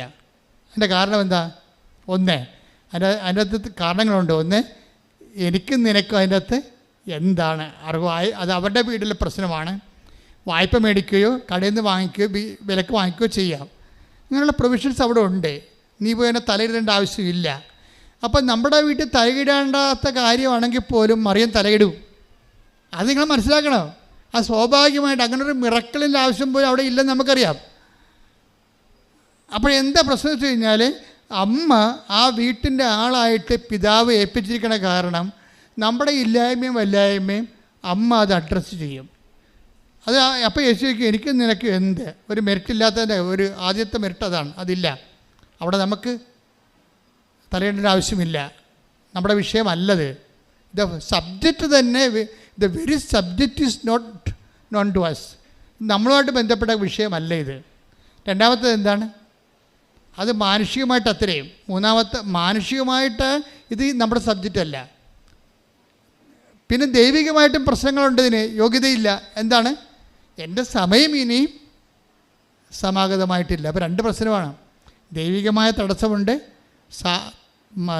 മാനുഷികമായ തടസ്സമുണ്ട്. അപ്പോൾ നോട്ട് ബൈ മെറിറ്റ്, ഇത് മെറിറ്റിൽ ഇത് വർക്ക് ചെയ്യത്തില്ല. പിന്നെ വർക്ക് ചെയ്യത്തില്ല. പിന്നെ എന്തിലാണ് വർക്ക് ചെയ്യണത്? Not by merit but by grace. അതായത് യോഗ്യതയെ വർക്ക് ചെയ്യത്തില്ല.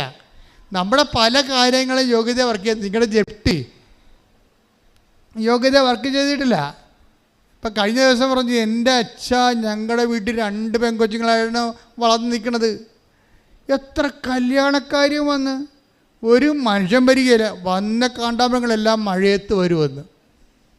അതെന്താണെന്നറിയാമോ? ഇവിടെ വീട്ടിൽ മഴയത്ത് വന്നാൽ കുഴപ്പമാണ്. ഇവർ പ്രാർത്ഥിക്കണത് പെണ്ണ് കാണാൻ ആരും മഴയത്ത് വരല്ലേ എന്നാണ്. കാര്യം വഴിയില്ല. കണ്ടവൻ്റെ വഴിയിൽ കൂടി വരണം. അവിടെ മുഴുവൻ വെള്ളമാണ്. അപ്പോൾ തുണി പൊക്കി പാൻസ് പൊക്കി നീന്തിയാണ് ചെറുക്കൻ പെണ്ണ് കാണാൻ വേണ്ടത്. 2 പ്രാവശ്യം പാൻസ് വെക്കുമ്പോൾ തന്നെ അവൻ ഈ കേസ് കെട്ട് അവസാനിപ്പിക്കും. അപ്പോൾ ഇനി കെട്ടത്തില്ലെന്നുള്ള ഉറപ്പായി. മെറിറ്റില്ല അവർക്ക്. അപ്പോൾ മെറിറ്റിൽ ഇത് വർക്ക് ചെയ്യത്തില്ല. കാര്യം വഴിയില്ല. ഉള്ള വഴി കണ്ടവൻ്റെതാണ്, അതുപോലെ വെള്ളവുമാണ്. അവൾ വന്നിട്ട് അമ്മയോട് പറഞ്ഞു, അമ്മേ വഴി വെള്ളമാണ്, അത് കണ്ടവൻ്റെ സ്ഥലമാണ്. എനിക്ക് 2 പെൺമക്കളുണ്ട്, ഞങ്ങൾ ഇതേ കൂടി എവിടെ കൊണ്ടുപോകാനാണ്? അവരുടെ മനസ്സ് ഇത്രയും നാൾ അവിടെ ജീവിച്ചിട്ടൊരു വഴിയില്ല. അവരെഴുതിയിട്ട് അമ്മയ്ക്ക് എന്തെങ്കിലും വഴിയുണ്ടെങ്കിൽ ചെയ്യും, എൻ്റെ മക്കളെ കെട്ടിക്കാതിരിക്കാൻ പറ്റുമോ എന്ന് ചോദിച്ചു. ഈ സാധനം ചോദിച്ചുള്ളേ അവർ പോയി. 2 ആഴ്ച കഴിഞ്ഞപ്പോൾ ആ വീട്ടുകാരെല്ലാം തന്നെ മാനസാന്തരപ്പെട്ട് 12 മീറ്ററുള്ള വഴി റോഡിട്ട് കൊടുത്തിരിക്കണം അവിടെ. അപ്പോൾ ഇതെന്താ, ചില കാര്യങ്ങൾ നമുക്ക് മെറിറ്റില്ല. സാക്ഷ്യം ഇങ്ങനെ നമ്മൾ യൂട്യൂബിൽ കിടപ്പുണ്ട്, നമ്മളെ ഞെട്ടിച്ച് കളയും. കാര്യം ആളെ കയറി ആ സബ്ജക്റ്റ് കൈകാര്യം ചെയ്യണം. നിങ്ങളുടെ ബുദ്ധി എന്ന് പറയണത് ആളെ കൊണ്ട് ഈ ഫയലെടുപ്പിക്കണം.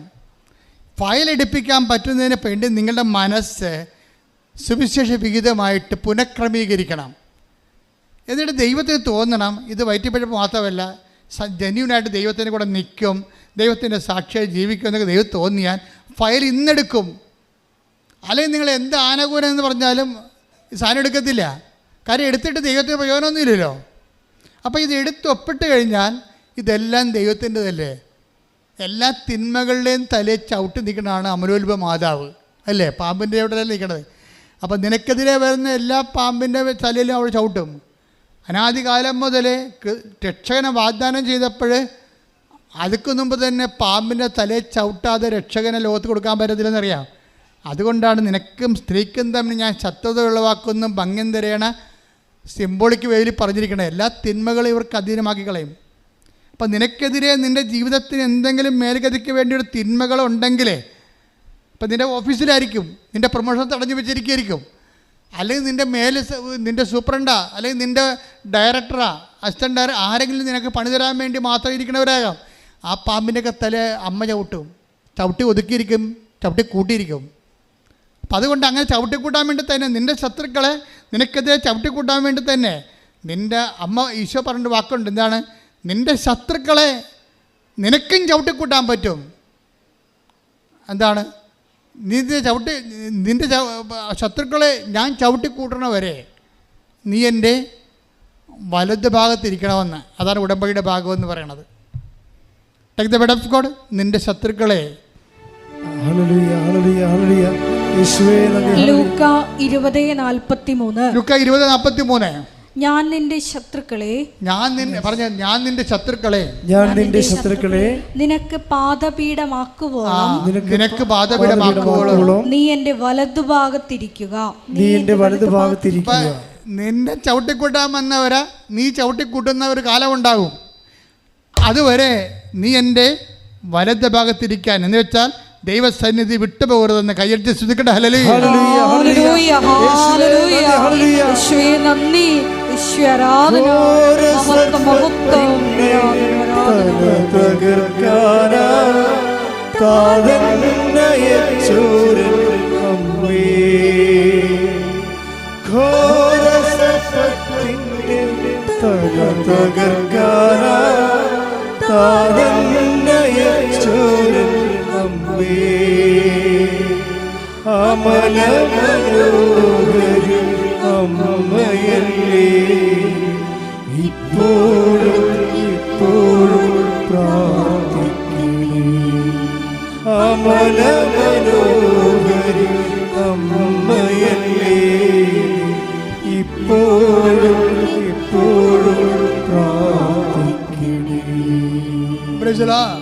അപ്പോഴേ എനിക്ക് നിനക്ക് എൻ്റെ സമയം ഇനി സമാഗതമായിട്ടില്ലല്ലോ എന്ന് പറയുമ്പോഴേ മാനുഷ്യമായ ഒരു ഇമ്പിഡിമെൻസ് തടസ്സം ഇതിനുണ്ട്. അതുപോലെ തന്നെ ദൈവികമായ തടസ്സമുണ്ട്. എൻ്റെ സമയമായിട്ടില്ല. 2 യോഗ്യതകളുമില്ല എന്ന് പറയും. മെറിറ്റില്ല, 2 മെറിറ്റുമില്ല. 2 മെറിറ്റുമില്ല എന്ന് പറഞ്ഞ് ഈ ആപ്ലിക്കേഷൻ അങ്ങോട്ട് റിജക്റ്റ് ചെയ്യും. കാനായിലെ കല്യാണത്തിലെ വിഞ്ഞിൻ്റെ ആപ്ലിക്കേഷൻസ് റിജക്റ്റ് ചെയ്യും. റിജക്റ്റ് ചെയ്യുമ്പോൾ ഇവളെ ആരാണ്? ഇവർ ബോധജ്ഞാനത്തിൻ്റെ സിംഹാസനമാണ്. അമ്മ ആരാണ്? അമ്മ ബോധജ്ഞാനത്തിൻ്റെ സിംഹാസനമാണ്. ഇങ്ങനെ മെറിറ്റില്ലാതെ ഒരു ആപ്ലിക്കേഷൻ റിജക്റ്റായി കഴിഞ്ഞാൽ അതിൻ്റെ അടുത്ത നടപടി എന്താണെന്ന് അമ്മയ്ക്കറിയാം. മെറിറ്റില്ലാത്ത, യോഗ്യതയില്ലാത്തതിന് പിന്നെ എന്താണ്? നോട്ട് ബൈ മെറിറ്റ് വർക്ക് ചെയ്യണം. പിന്നെ എന്താണ്? But by grace. പിന്നെ ഗ്രേസിലേ ഇത് വർക്ക് ചെയ്യത്തുള്ളൂ. കംപ്ലീറ്റ് ഗ്രാൻഡായിരിക്കും. ഒരു കാര്യം നമ്മുടെ കഴിവ് കൊണ്ട് നടന്നില്ലെങ്കിൽ ഓർക്ക് ദൈവത്തിലെ അത് നടക്കുകയില്ല എന്നുള്ളതല്ല, ദൈവം അത് നടത്തിക്കുമെന്നും ദൈവത്തിന് മാത്രമേ നടത്തിക്കാൻ കഴിയൂ എന്നുള്ളതാണ്. ശ്രദ്ധിക്കട്ടെ. ഹല്ലേലൂയ ആരാധന ആരാധന ഹല്ലേലൂയ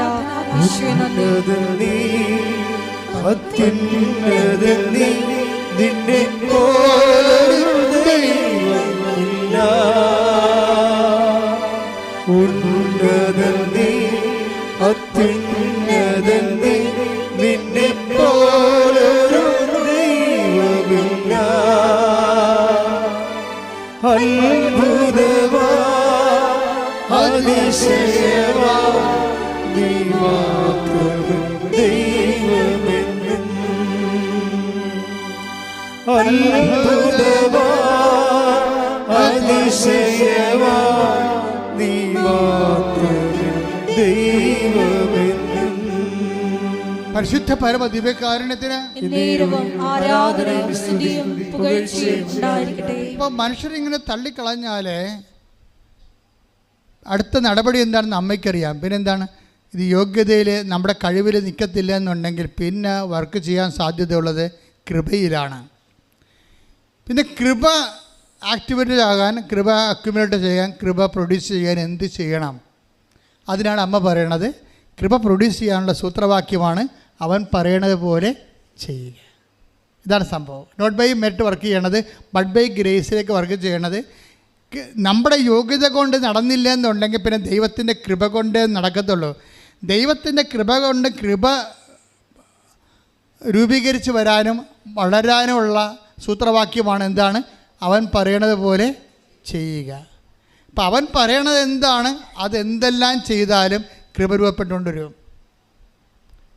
മനസ്സിലായില്ലേ? അവനും പറയണത് എന്തെല്ലാം, അതെന്തെല്ലാമാണ് അവൻ പറയണത് അതെല്ലാം. ഇപ്പം അതുകൊണ്ടാണ് നമ്മൾ സൗമ്യമായി പെരുമാറും, സ്നേഹത്തോടെ പെരുമാറും, ദേഷ്യം മാറ്റിവെക്കും, ക്ഷമ കൊടുക്കും ആൾക്കാർക്ക്, അങ്ങോട്ട് ചെന്ന് ചോദിച്ചിട്ട് സങ്കടങ്ങൾ ചോദിച്ചറിയും, നമുക്ക് പറ്റുന്ന പോലെ അവരെ സഹായിക്കും.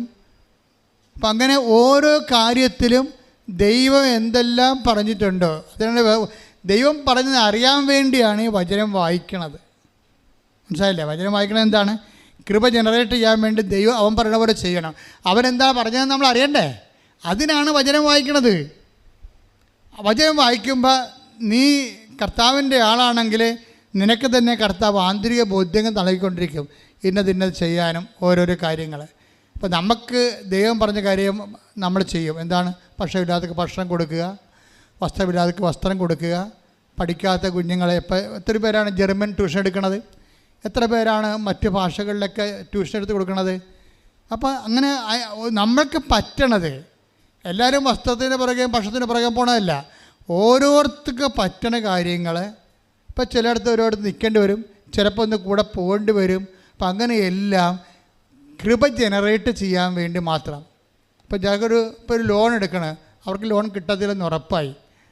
അപ്പോൾ അങ്ങനെ വരുമ്പോൾ നമുക്ക് ബാങ്കിൽ സ്വാധീനം ഉണ്ടെങ്കിൽ നമ്മൾ ചെന്ന് മാനേജർ പറയണം, എനിക്കറിയാവുന്ന കക്ഷിയാണ്, എന്തെങ്കിലും പ്രശ്നങ്ങളുണ്ടെങ്കിൽ ഞാനത് അവരെ ഗൈഡ് ചെയ്തോളാം, അവരെ സഹായിക്കണം. അപ്പോൾ നമുക്കൊരു വാക്കേ പോകത്തുള്ളൂ. അപ്പം അങ്ങനെ എല്ലാ മേഖലകളും നോക്കണം, അവൻ പറയണ പോലെ ചെയ്യണം. അപ്പം അങ്ങനെ അവൻ പറയണ പോലെ എല്ലാ മേഖലകളും ചെയ്യുകയായിരിക്കണം നിങ്ങളുടെ ലക്ഷ്യം. അത് കേൾക്കണമെങ്കിൽ ഇതുപോലെ വചനങ്ങളെ കേൾക്കുകയും ഉടമ്പടി പ്രകാരമുള്ള വചന വിശദീകരണം കേൾക്കണം. അപ്പോൾ എന്തെങ്കിലും വചനങ്ങൾ, ലോകത്ത് ഒത്തിരിയേറെ വചന പ്രഘോഷണങ്ങൾ നടക്കുന്നുണ്ട്, പക്ഷേ ഉടമ്പടിയിലിരിക്കുന്നവർ ഉടമ്പടി വചന പ്രഘോഷണമാണ് കേൾക്കേണ്ടത്. കാര്യം വെച്ചാൽ ഉടമ്പടി വചന പ്രഘോഷണം ദൈവം ഇവിടെയാണ് വെളിപ്പെടുത്തിയിരിക്കുന്നത്. ഉടമ്പടി വെളിപ്പെടുത്തി ഇവിടെയാണ്, ഉടമ്പടി വിശദാംശങ്ങൾ വെളിപ്പെടുത്തി ഇവിടെയാണ്, ഉടമ്പടിയോട് ബന്ധപ്പെട്ട് മാതാവിൻ്റെ പ്രത്യക്ഷീകരണം നടന്ന ഇവിടെയാണ്. ആ പ്രത്യക്ഷീകരണം സാധൂകരിക്കുന്നതിന് മാതാവ് നൽകിയിട്ടുള്ള സംവിധാനമാണ് ഉടമ്പടി. ആ ഉടമ്പടി വിജയിക്കുന്നുള്ള ദൈവത്തിൻ്റെ ആവശ്യമാണ്. അതുകൊണ്ട് തന്നെ ഉടമ്പടി ധ്യാനങ്ങളാണ് എൻ്റെ ഉപാധി. എത്രയോ മനുഷ്യരാണ് ഇവിടെ അത് സ്കൂളിൽ പോകുമ്പോഴും ഓഫീസിൽ പോകുമ്പോഴൊക്കെ ഇയർഫോൺ വെച്ചുകൊണ്ട് ഉടമ്പടി ധ്യാനം കൂടിക്കൊണ്ടിരിക്കുന്നത്. അപ്പം കൃപയും നിലനിൽക്കും. സാക്ഷ്യങ്ങൾ, അതിൻ്റെ ഉടമ്പടി സാക്ഷ്യങ്ങൾ കേൾക്കുമ്പോൾ അതെങ്ങനെ വർക്കൗട്ട് ചെയ്യണമെന്ന് മനസ്സിലാകും. അപ്പോൾ ഉടമ്പടി സാക്ഷ്യങ്ങൾ കേൾക്കുമ്പോൾ നമുക്ക് നല്ല ധൈര്യവും ആത്മവിശ്വാസമൊക്കെ ഉണ്ടാകും. അപ്പോൾ ആ ഉടമ്പടി ധ്യാനത്തിലൂടെ അതുകൊണ്ടാണ് സ്മൃതിയുടെ സാക്ഷ്യങ്ങൾ സ്മൃതി എന്നല്ലേ ജോസ്മിയുടെ സാക്ഷ്യങ്ങൾ ഉടമ്പടി ജീവിതത്തിൽ എനിക്ക് ഇനിയും വളരണമെന്ന്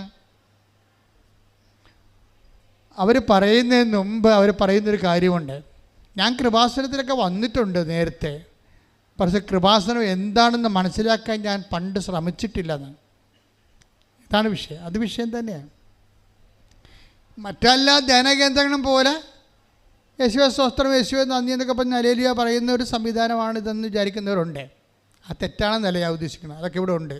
പക്ഷെ അതല്ല, കൃപാസനത്തിനെക്കുറിച്ചുള്ള ദൈവിക പദ്ധതിയുണ്ട്. മാതാവിൻ്റെ പ്രത്യക്ഷീകരണം നിങ്ങൾക്ക് അടയാളം നൽകിക്കൊണ്ട് സ്ഥിരീകരിച്ച് ദൈവവും നിങ്ങളുമായിട്ട് ബയലാറ്റർ ഉടമ്പടി ഉണ്ടാക്കി ദൈവത്തിൻ്റെ തുല്യ കക്ഷിയായിട്ട് നിങ്ങൾ വളർത്തി നിലനിർത്തി അത് നിങ്ങളെക്കൊണ്ട് വചനം പാലിക്കാൻ നിങ്ങൾക്ക് ദൈവം അനുഗ്രഹങ്ങൾ നൽകി. അങ്ങനെ പാലിക്കുന്നതിലൂടെ ദൈവം നിങ്ങൾക്ക് കൃപ നൽകി. അത് നിത്യത വരെ നിങ്ങൾക്ക് ഹാർവസ്റ്റിംഗ് ഉണ്ടാകുന്ന ഒരു ബൃഹത്ത് പദ്ധതിയാണ്. അതാണ് കൃപാസനത്തിൽ വന്നിട്ടുണ്ട്. കൃപാസനം എന്താണെന്ന് ഞാൻ മനസ്സിലാക്കിയിട്ടില്ലെന്ന്. പക്ഷേ കൃപാസനത്തെക്കുറിച്ച് ആദ്യം മനസ്സിലാക്കിയത് ദൈവമാണെന്ന് ഞാൻ പറയത്തുള്ളൂ. കാര്യം 89 എൻ്റെ ഒരു സഹപ്രവർത്തകൻ ഞാനീ പുത്തമ്പാന അമ്മാനം ദേവാസ്തപള്ളിക്കാരൊക്കെ വിളിച്ചു കൂട്ടിയപ്പോൾ കൃപാഭവനത്തിൻ്റെ ആ ആഭിമുഖ്യത്തിൽ തുമ്പോളിയിൽ ഇന്ന ശുശ്രൂഷകൾ നടന്നു എന്ന് പറഞ്ഞൊരു പത്രക്കുറിപ്പ് എഴുതിക്കൊണ്ട് പോയി. പത്രത്തെ വന്നപ്പോഴാണ് ഞാൻ അറിയണത് കൃപാഭവനാണ്. അപ്പം ഞാൻ അയാളെ വിളിച്ച് പറഞ്ഞു കൃപാഭവനമല്ല കൃപാസനം എന്ന് പറഞ്ഞു. അന്നാണ് കൃപാസനം ആകണത്. ഇത് ശരിക്കും 89 കൃപാഭവനല്ല കൃപാസനം. അപ്പോൾ കൃപാസനം എന്താണെന്ന് അപ്പോഴും എനിക്കറിയത്തില്ല. അപ്പോൾ കർത്താവിൻ്റെ മനസ്സിൽ തന്ന പേര്, അതിനുശേഷമാണ് കൃപാസനം വാഗ്ദാന പേടകമാണെന്ന് മനസ്സിലാകണത്. അതിനുശേഷമാണ് കൃപാസനം ഉടമ്പടിയാണ് കണക്റ്റാകണത് മനസ്സിലാകണത്. അതിനുശേഷം മാതാവ് കൃപാസനം തന്നെയാണെന്ന് മനസ്സിലാകണത്. അതെല്ലാം അതിനുശേഷം ഉള്ള ഒരു വലിയ യാത്രയിലാണിതെല്ലാം ദൈവം എൻ്റെ കണ്ടശ ഇങ്ങനെ വെളിപ്പെടുത്തി നൽകണത്. അപ്പം അതുകൊണ്ട് തന്നെ എൻ്റെ സഹോദരൻ മനസ്സിലാക്കണം, ദൈവികമായ ഒരു പദ്ധതിയുടെ കൂടെ സഞ്ചരിക്കുന്നവർ മാത്രമാണ് നമ്മൾ, ഞാനും നിങ്ങളും. ദൈവം സ്വരുക്കുഴിയെടുത്തൊരു പദ്ധതിയുടെ കൂടെ സഞ്ചരിപ്പുകാരാണ്. അപ്പോൾ നമ്മുടെയൊക്കെ ഉദ്ദേശം ഇത് ആക്ടിവേറ്റ് ചെയ്യുന്നതിനും ദൈവത്തിൻ്റെ മഹത്വം ഉണ്ടാകണവരെ നമ്മളിതിൻ്റെ വിഷയത്തിൻ്റെ കൂടെ തന്നെ ഉണ്ടാകണം. അതുകൊണ്ട് നമ്മൾ വിചാരിക്കുന്നതിനേക്കാൾ വലുതാണ് ദൈവം വിചാരിക്കണത്. നിങ്ങളെ ഉടമ്പടിയെ കൊണ്ട് ഉദ്ദേശിക്കുന്നതിനേക്കാൾ വലുതാണ് ദൈവം നിങ്ങൾക്ക് വേണ്ടി കരുതി വെച്ചിരിക്കണത്. കൈയടിച്ച് സ്തുതിക്കട്ടെ. Hallelujah, hallelujah, hallelujah, hallelujah,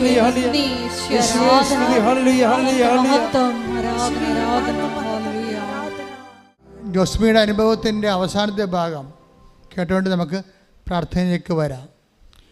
Josmi അവസാനം നിക്കക്കളിയില്ലാതെ തകർന്ന് തരിപ്പണമായി കഴിഞ്ഞപ്പോൾ ജോസ്മി ആ കുഞ്ഞിനെ കൊണ്ടുവന്നിട്ട് ഉടമ്പടി പുതുക്കി ഇവിടെ ആൾത്താരെ നിൽക്കും. അപ്പോഴെന്ത് സംഭവിക്കണമെന്ന് വെച്ച് കഴിഞ്ഞാൽ ജോസ്മിക്ക് തോന്നും അച്ഛൻ്റെ അടുത്ത് ഈ പാല് കൊടുക്കണ ഒരു രീതി, കുഞ്ഞിന് ഇവന് ഭയങ്കരമായ ഒരു ഭഗീരഥ പ്രയത്നമാണ്, അതൊന്ന് അച്ഛനെ കാണിക്കണമെന്ന് തോന്നി. ഇങ്ങനെയാണ് പാല് കൊടുക്കണത്, ഇത് എങ്ങനെ ഈ കൊച്ചു ജീവിച്ചിരിക്കുമോ, ഇനി ഇത് മരുന്നൊന്നുമില്ല, ഡോക്ടറും കൈവിട്ട് നിങ്ങൾ തഞ്ചത്തിൽ കൊടുക്കാഞ്ഞിട്ടാണെന്ന് പറയുമ്പോൾ ജോസ്മി പറയും ഞാൻ കാണിക്കുന്ന കൺസേണിനെ കുറിച്ച് പോലും ഡോക്ടറിന് ഒരു ഐഡിയ ഇല്ലല്ലോ എന്ന്. ഇപ്പോൾ ഒരു ആ ചാപ്റ്ററോടെ വെച്ച് മെഡിസിൻ ചാപ്റ്റർ ക്ലോസ് ചെയ്യും അവർ. ഇത് അമ്മയുടെ അടുത്ത് വന്ന് നിന്നിട്ട് അമ്മയോട് വന്നെന്ന് പറയും, അമ്മ എന്നോട് പറഞ്ഞു അച്ഛാ ഈ കുഞ്ഞിനെ ഒന്ന് അമ്മയെ കാണിക്കുമോ എന്ന് ചോദിക്കും. അപ്പോൾ എൻ്റെ ഒരു വിഷയം മാത്രമല്ല, നിങ്ങളുടെ ഭാഗത്തുനിന്ന് ഇവരെന്താ ചെയ്യണമെന്ന് വെച്ച് കഴിഞ്ഞാൽ കുഞ്ഞ് കാണിക്കുന്ന വെബ്രാളങ്ങളില്ലേ, പാല് കൊടുക്കുമ്പോൾ പ്രോട്ടീൻ അലർജിയുള്ള കുഞ്ഞ് കാണിക്കുന്ന വെബ്രാളങ്ങളെ ആണ് ഈ ഉടമ്പടി ഈ മൊബൈലിൽ വീഡിയോ എടുത്തിരിക്കണത്. അപ്പം ഞാൻ എന്താ ചെയ്യണമെന്ന് വെച്ച് കഴിഞ്ഞാൽ ഞാനിത് ഈ വെബ്രാളം കണ്ട കുഞ്ഞിനെ എടുത്തിട്ട് ഞാൻ അങ്ങനെ തന്നെ ഇവിടെ വന്നിട്ട് അമ്മയെ കാണിക്കും. നിങ്ങൾക്ക് തോന്നേ, ഞാനൊരു പഠിക്കണ കാലത്ത് തന്നെ ഞാൻ കോളേജിൽ യുക്തിവാദ സംഘടന ഉണ്ടായിരുന്ന ആളാണ്. എനിക്ക് ആ വിഷയം യുക്തിപരമായിട്ടാണ് ഞാൻ വിഷയങ്ങളെ പണ്ടും കണ്ടുകൊണ്ടിരുന്നത്. ഈ വിശ്വാസം എന്ന് പറയണത് ഒരു ലെവൽ കഴിയുമ്പോൾ അത് കംപ്ലീറ്റ് യുക്തിയുടെ മേഖലയിലേക്ക് പ്രവേശിക്കും. കാര്യം എന്താണ്? അപ്പൻ ദൈവവും നമ്മൾ തമ്മിലുള്ള ബന്ധമാണ് എൻ്റെ യുക്തി എന്ന് പറയണത്. ആധ്യാത്മികയുടെ യുക്തി എന്ന് പറയണത് അത് യുക്തി തന്നെയാണ്, അല്ല വിശ്വാസമല്ല. ദൈവവും നമ്മളും തമ്മിലുള്ള ബന്ധം. ഞാൻ പറയും അമ്മേ, വേറൊരു അമ്മയാണ് ഈ കിടന്ന് ഈ കൊച്ചിന് 2 കൊല്ലമായിട്ട് തകരണത്. ഇതിങ്ങനെ കാണിക്കും ഞാൻ രൂപത്തെ. അപ്പം ചിലരൊക്കെ പറയില്ല ഇതൊക്കെ എന്താ ഈ രൂപമാണ്, രൂപത്തെ ഇത് കാണിക്കണം, വിഗ്രഹാരാധന അല്ലേ, മണ്ണം കണ്ട അവന്മാർക്കൊക്കെ ഒരു ബോധമില്ല, അറിവില്ലെന്ന് ഞാൻ പറയത്തുള്ളൂ. അറിവില്ലാതെ കുറേ അണ്ണന്മാർ അത് ആനകൂനെന്നൊക്കെ പറയും. വിശ്വാസമുള്ളവനെ സംബന്ധിച്ചിടത്തോളം ജ്ഞാനപരമെന്ന് പറയണത് ദൈവത്തോട് ആത്മബന്ധത്തിൻ്റെ ഭാഗമായിട്ട് ലഭിക്കുന്ന വിവേചനമാണത്. ഞാൻ അമ്മയുടെ രൂപത്തെ കാണിക്കുമ്പോൾ അമ്മ ഡയറക്റ്റ് ഇത് കാണാൻ വേണ്ടി ഞാൻ ഉദ്ദേശിക്കുന്നു എന്നുള്ളത് എക്സ്പ്ലിസിറ്റ് ആയില്ലേ അവിടെ. ഞാൻ ഈ മൊബൈൽ അമ്മയെ കാണിക്കും, ഇവിടെ നിന്നിട്ട് അമ്മയെ കാണിക്കും. കാര്യം ഈ കുഞ്ഞിന് വേറെ ഇനി മാർഗമില്ല, ഞങ്ങളുടെ മെരിറ്റെല്ലാം പോയെന്ന് പറയും. ഞങ്ങളുടെ മെരിറ്റെല്ലാം തീർന്നു, ഇനി ഞങ്ങൾക്ക് അവലംബങ്ങളില്ല, ഈ ഭൂമിയിൽ ഞങ്ങൾക്ക് ഈ കുഞ്ഞിനെ രക്ഷിക്കാൻ അവലംബമില്ല. കുഞ്ഞിനെ തന്ന നീയാണെങ്കിൽ നീ മാത്രമേ അവസാനത്തുള്ള അഭയമുള്ളൂ. ഇങ്ങനെ കാണിച്ചിട്ട് ഇങ്ങോട്ട് പോന്നിട്ട് ഇവർക്ക് കൊടുക്കണമെങ്കിൽ ഞാൻ ഈ സൈത്ത് എടുത്തിട്ട് ആ വിഷയത്തിലൊരു കുരിശിട്ട് മൊബൈലിലൊരു കുരിച്ചിട്ട് ഇവർക്ക് കൊടുക്കും. ഇവർ ഒരു 5 മിനിറ്റ് നടന്ന് അവിടെ ചെന്ന് കാണും. ഇവർ ആദ്യമായിട്ടും കുഞ്ഞ് പറയും എനിക്ക് ഞാഞ്ഞാ വേണമെന്ന് പറയും. ഞാഞ്ഞാന്ന് പറഞ്ഞാൽ എന്താ, കരിക്കാണേ. കുഞ്ഞിന് ഭക്ഷണം കാണുമ്പോൾ ഓടണ കൊച്ചാ. വായി കുത്തി കയറ്റിയാലും കുഞ്ഞിനെ അവസാനം നിരത്തിട്ട് എറിയേണ്ടി വരും. ആ അവസ്ഥയിൽ കുഞ്ഞ് ഇങ്ങോട്ട് ചോദിക്കുകയാണ് എനിക്ക് അമ്മ അപ്പം തന്നെ ഒരു കരിക്ക വാങ്ങിച്ച് വെട്ടിപ്പൊടിച്ച് വെള്ളവും കൊടുത്ത് അതിൻ്റെ കാമ്പം കൊടുത്ത്. പുള്ളി അന്നും ഒരു കൊച്ച് കഴിക്കാൻ തുടങ്ങിയിട്ട് ഇന്നും കഴിക്കൽ നിർത്തിയിട്ടില്ല. ഇതാണ് നോട്ട് ബൈ മെറിറ്റ് എന്ന് പറയണത്. അതാണ് അവർ പറയണത് എനിക്കുടമ്പടി ജീവിതത്തിൻ്റെ അടുത്ത ഭാഗങ്ങളിലേക്ക് ഞാൻ പോവുകയാണെന്ന്. ഇതൊരു ജീവിതമാണ്. ഈ വിശ്വാസം ഇങ്ങനെയൊക്കെ തന്നെ പോകണം. വിശ്വാസത്തിൻ്റെ ഈ മേഖലകളിലൂടെയാണ് ഇതിൻ്റെ ഡിവൈൻ മെലിയു എന്ന് പറയുന്ന സംഭവം, ദൈവമേഖല എന്ന് പറയണത്. ഇവിടെ ആശയവാദങ്ങളില്ല, പ്രായോഗികമായ അനുഭവവാദങ്ങൾ മാത്രമേ ഉള്ളൂ. ഈ പ്രായോഗിക അനുഭവവാദങ്ങൾക്ക് വേണമെങ്കിൽ നിനക്ക് വിശ്വാസക്കളവരി ദൈവസ്നേഹം ഉണ്ടാകണം. ഉടമ്പടിയുടെ ഓരോ പ്രവർത്തനങ്ങളും കർമ്മങ്ങളും നിന്നെ ദൈവസ്നേഹത്തെ വളർത്താൻ വേണ്ടിയുള്ള നടപടിക്രമത്തിൻ്റെ ഭാഗമാണ്. ആ ഒരു ബോധം ഉടമ്പടിയിൽ ജീവിക്കുന്നവർക്ക് ഉണ്ടാകണം. ശ്രദ്ധിക്കട്ടെ. Hallelujah, hallelujah, hallelujah, hallelujah, hallelujah, മഹത്വം, മഹത്വം, ആരാധന, ആരാധന. എൻ്റെ മക്കളെ കൈ നെഞ്ചത്ത് വെക്കുക.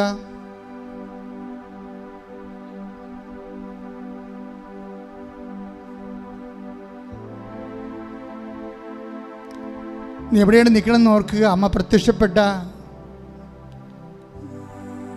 പിതാവും പുത്രനും പരിശുദ്ധാത്മാവും അംഗീകരിച്ച സമയഘടികാരം ചാർത്തി പ്രത്യക്ഷപ്പെടുന്ന ആധ്യാത്മിക ചരിത്രത്തിലെ ഒരു അന്യമായ ഒരു അതുല്യമായ ഒരു സ്ഥലത്ത് നിൽക്കുകയാണ്. നാളത്തെ കാലങ്ങളിൽ 10,000കണക്കിന് തലമുറകൾ ദൈവത്തെ അന്വേഷിച്ച് വരേണ്ട ഒരു സ്ഥലമാണിത്. അതിൻ്റെ പ്രാരംഭഘട്ടത്തിലാണ് നമ്മൾ നിൽക്കുന്ന. ഭാഗ്യവാന്മാരാണ് നമ്മൾ. ദൈവം ഈ ജനതയ്ക്ക് വേണ്ടി, രാജ്യത്തിന് വേണ്ടി, ലോകത്തിന് വേണ്ടി ചെയ്യാവുന്ന മഹാകാര്യങ്ങൾ, അതിൻ്റെ ആദ്യ പാഠങ്ങൾ അനാവരണം ചെയ്യപ്പെടുന്ന ഒരു വലിയ തലമുറയുടെ ഭാഗമാണ് നമ്മൾ. ശ്രദ്ധിക്കട്ടെ. ഹല്ലേലൂയ, ഹല്ലേലൂയ, ഹല്ലേലൂയ, ഹല്ലേലൂയ, ആരാധന. ഞങ്ങളുടെ ഉടമ്പടിയുടെ ഭാഗമാക്കിയ ദൈവപിതാവിന്റെ സ്നേഹത്തിന് നന്ദി പറയുന്നു. Hallelujah, hallelujah.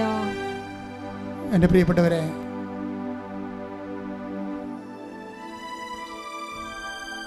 നിന്നോട് പ്രാർത്ഥനാ സഹായം ആവശ്യപ്പെട്ടവരും നിൻ്റെ രോഗങ്ങൾ ആദ്യം പ്രാർത്ഥിച്ച് മാറ്റുകയാണ്. നീ ഇടത് നെഞ്ചിൽ കൈവെക്കണം, വലത് കരം കൊണ്ട് ഇടത് നെഞ്ചിൽ കൈവെക്കണം, ഇടത് കൈ കൊണ്ട് നീ നിൻ്റെ ശിരസിൽ കൈവെക്കണം. ഉച്ചമുതൽ ഉള്ളംകാല് വരെ നീ കർത്താവിനെ സമർപ്പിക്കണം. അമ്മ നിനക്ക് വേണ്ടി മാധ്യസ്ഥം വഹിക്കുന്നു. നിൻ്റെ രോഗങ്ങൾ, പീഡകൾ, ഞെരുക്കങ്ങൾ, ആന്തരിക അവയവങ്ങൾ, അതിൻ്റെ കെടുതികൾ, സിസ്റ്റുകൾ, മൊത്തത്തിൽ കല്ലുകൾ, പാങ്ക്രിയാസിൻ്റെ കല്ലുകൾ, പഴുപ്പുകൾ, ക്യാൻസർ രോഗങ്ങൾ, പല സ്റ്റേജുകൾ, ഭക്ഷണം കഴിക്കാത്ത അവസ്ഥകൾ, ഇതെല്ലാം സെക്കൻഡുകൾക്കുള്ളിൽ ദൈവം നിനക്ക് വേണ്ടി എടുത്തു മാറ്റിക്കൊണ്ട് ദൈവത്തിൻ്റെ കൃപയും മഹത്വവും നിന്നെ കാണിക്കുന്ന അതുല്യ വെളിപാടിൻ്റെ വലിയ സ്വർഗീയ ഇടങ്ങളിലേക്ക് കർത്താവ് നിന്നെ വിളിച്ചുകൊണ്ട് വന്നിരിക്കുന്ന ഇടിമുഴക്കം പോലെ ശ്രദ്ധിക്കട്ടെ. Hallelujah, hallelujah, hallelujah. ഈശോ ആരാധന. Hallelujah, hallelujah. ഈശോ എല്ലാ രോഗങ്ങളും സുഖപ്പെട്ടുകൊണ്ട് ഈശോ ഞങ്ങളുടെ നാമത്തെ ആരാധനയിലൂടെ വീണ്ടും വീണ്ടും മഹത്വപ്പെടുത്തണമേ.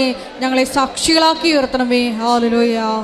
കർത്താവേ, നിൻ്റെ ഉന്നതമായ നാമത്തിന് സ്തോത്രം ചെയ്യുന്നു. കർത്താവേ, നിൻ്റെ വിശുദ്ധ പൗരോഹിത്യത്തെ നീ മഹത്വപ്പെടുത്തണമേ. കർത്താവേ, സഭയിലുള്ള സാന്നിധ്യം നീ പ്രകടമാക്കണമേ. 38 വർഷം ഞാൻ അർപ്പിച്ച കൃപാനയുടെ യോഗ്യതയാൽ, കൃപാസനത്താറെ ജീവനോടെ പ്രത്യക്ഷപ്പെട്ട മാതാവിൻ്റെ പ്രത്യക്ഷ ശക്തിയാൽ, ഈ അൾത്താറയിൽ നടന്ന 10,000കണക്കിന് ആരാധന ശക്തിയാൽ, ഉച്ച മുതൽ ഉള്ളംകാല് വരെ ഇവിടെ പ്രാർത്ഥിക്കുന്ന ഓരോ മകൻ്റെയും ആന്തരിക രോഗങ്ങൾ, ബാഹ്യ രോഗങ്ങൾ, ഓൺലൈനിൽ പ്രാർത്ഥിക്കുന്നവരുടെ മാരക രോഗങ്ങൾ യേശു ക്രിസ്തുവിന്റെ നാമത്തിൽ മാറിപ്പോകട്ടെ.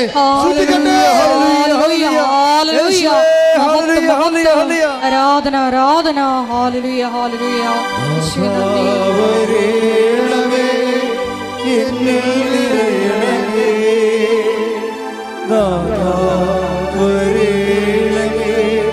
സൗഖ്യം നൽകണമേ.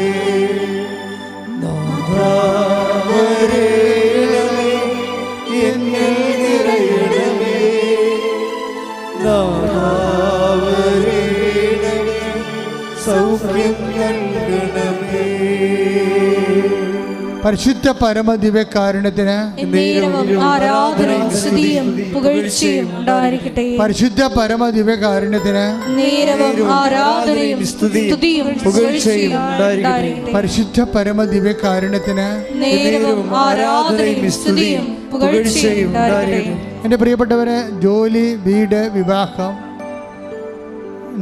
ജീവിതത്തിൻ്റെ തടസ്സങ്ങൾ, യാത്ര, സാമ്പത്തിക മേഖലകൾ, കേസുകൾ, ജയിലുകൾ, യാത്രകൾ, തിരികെ വരുന്ന അവസ്ഥ, സ്ഥലം വിൽക്കാൻ പറ്റാത്തവർ, വിവാഹം തടസ്സമുള്ളവർ, മക്കളില്ലാത്തവർ, വീട് സ്ഥലവുമില്ലാത്തവർ, എല്ലാ മേഖലകളിലും കർത്താവിൻ്റെ വലിയ ശക്തി, മാതാവിൻ്റെ വലിയ മാധ്യസ്ഥ സഹായം ലഭിക്കുന്ന വലിയ സമയമാണ്. കർത്താവേ സ്തുതിക്കട്ടെ.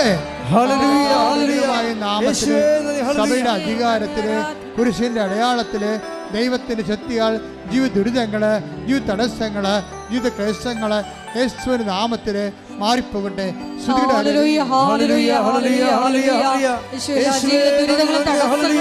മാറിപ്പോയിക്കൊണ്ട് അങ്ങയുടെ നാമത്തെ വീണ്ടും വീണ്ടും ഈ ആരാധനയിലൂടെ മഹത്വപ്പെടുത്തണമേ. നമ്മളെ സാക്ഷികളാക്കി ദൈവ സ്നേഹത്താൽ നിറയ്ക്കണമേ.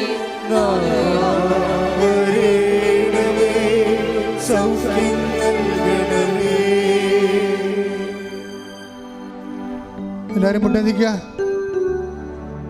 മൗനമായി പ്രാർത്ഥിക്കേണ്ട സമയമാണ്. മാസങ്ങളായി നടക്കാത്ത വിഷയങ്ങൾ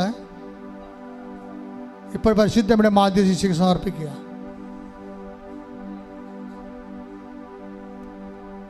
ഡേറ്റുകളെ സമർപ്പിക്കുക.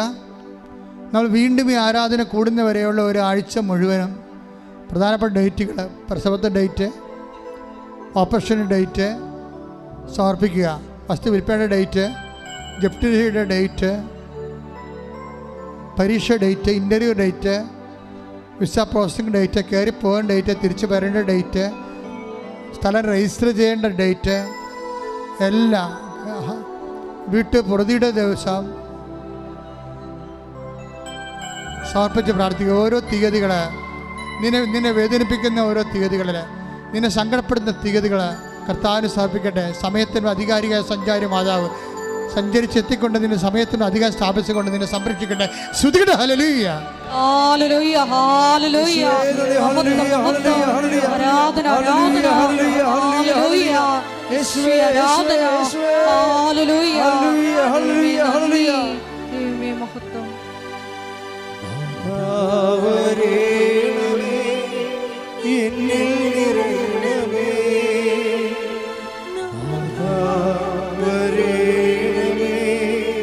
സൗഖ്യം നൽകണമേ,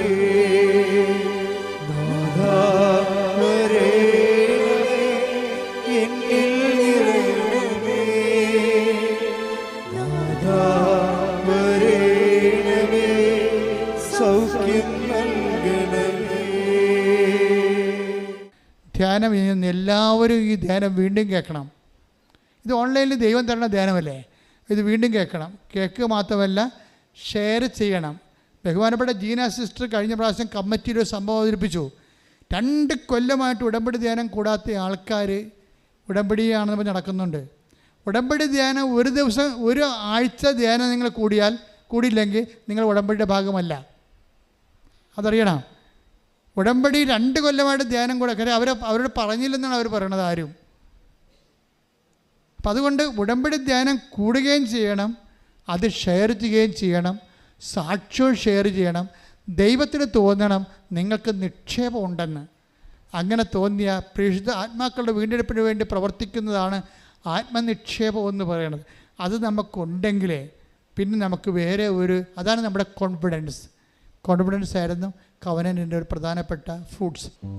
ഒരിക്കൽ കൂടി മരിയൻ ഉടമ്പടിയിൽ സമർപ്പിച്ചിരിക്കുന്ന എല്ലാ വിഷയങ്ങളും ദൈവമാതാവിൻ്റെ മധ്യസ്ഥയിൽ ദിവികാരണി സന്നിധിയിൽ നമുക്ക് സമർപ്പിച്ച് ഒരു നിമിഷം മൗനമായിട്ട് പ്രാർത്ഥിക്കാം.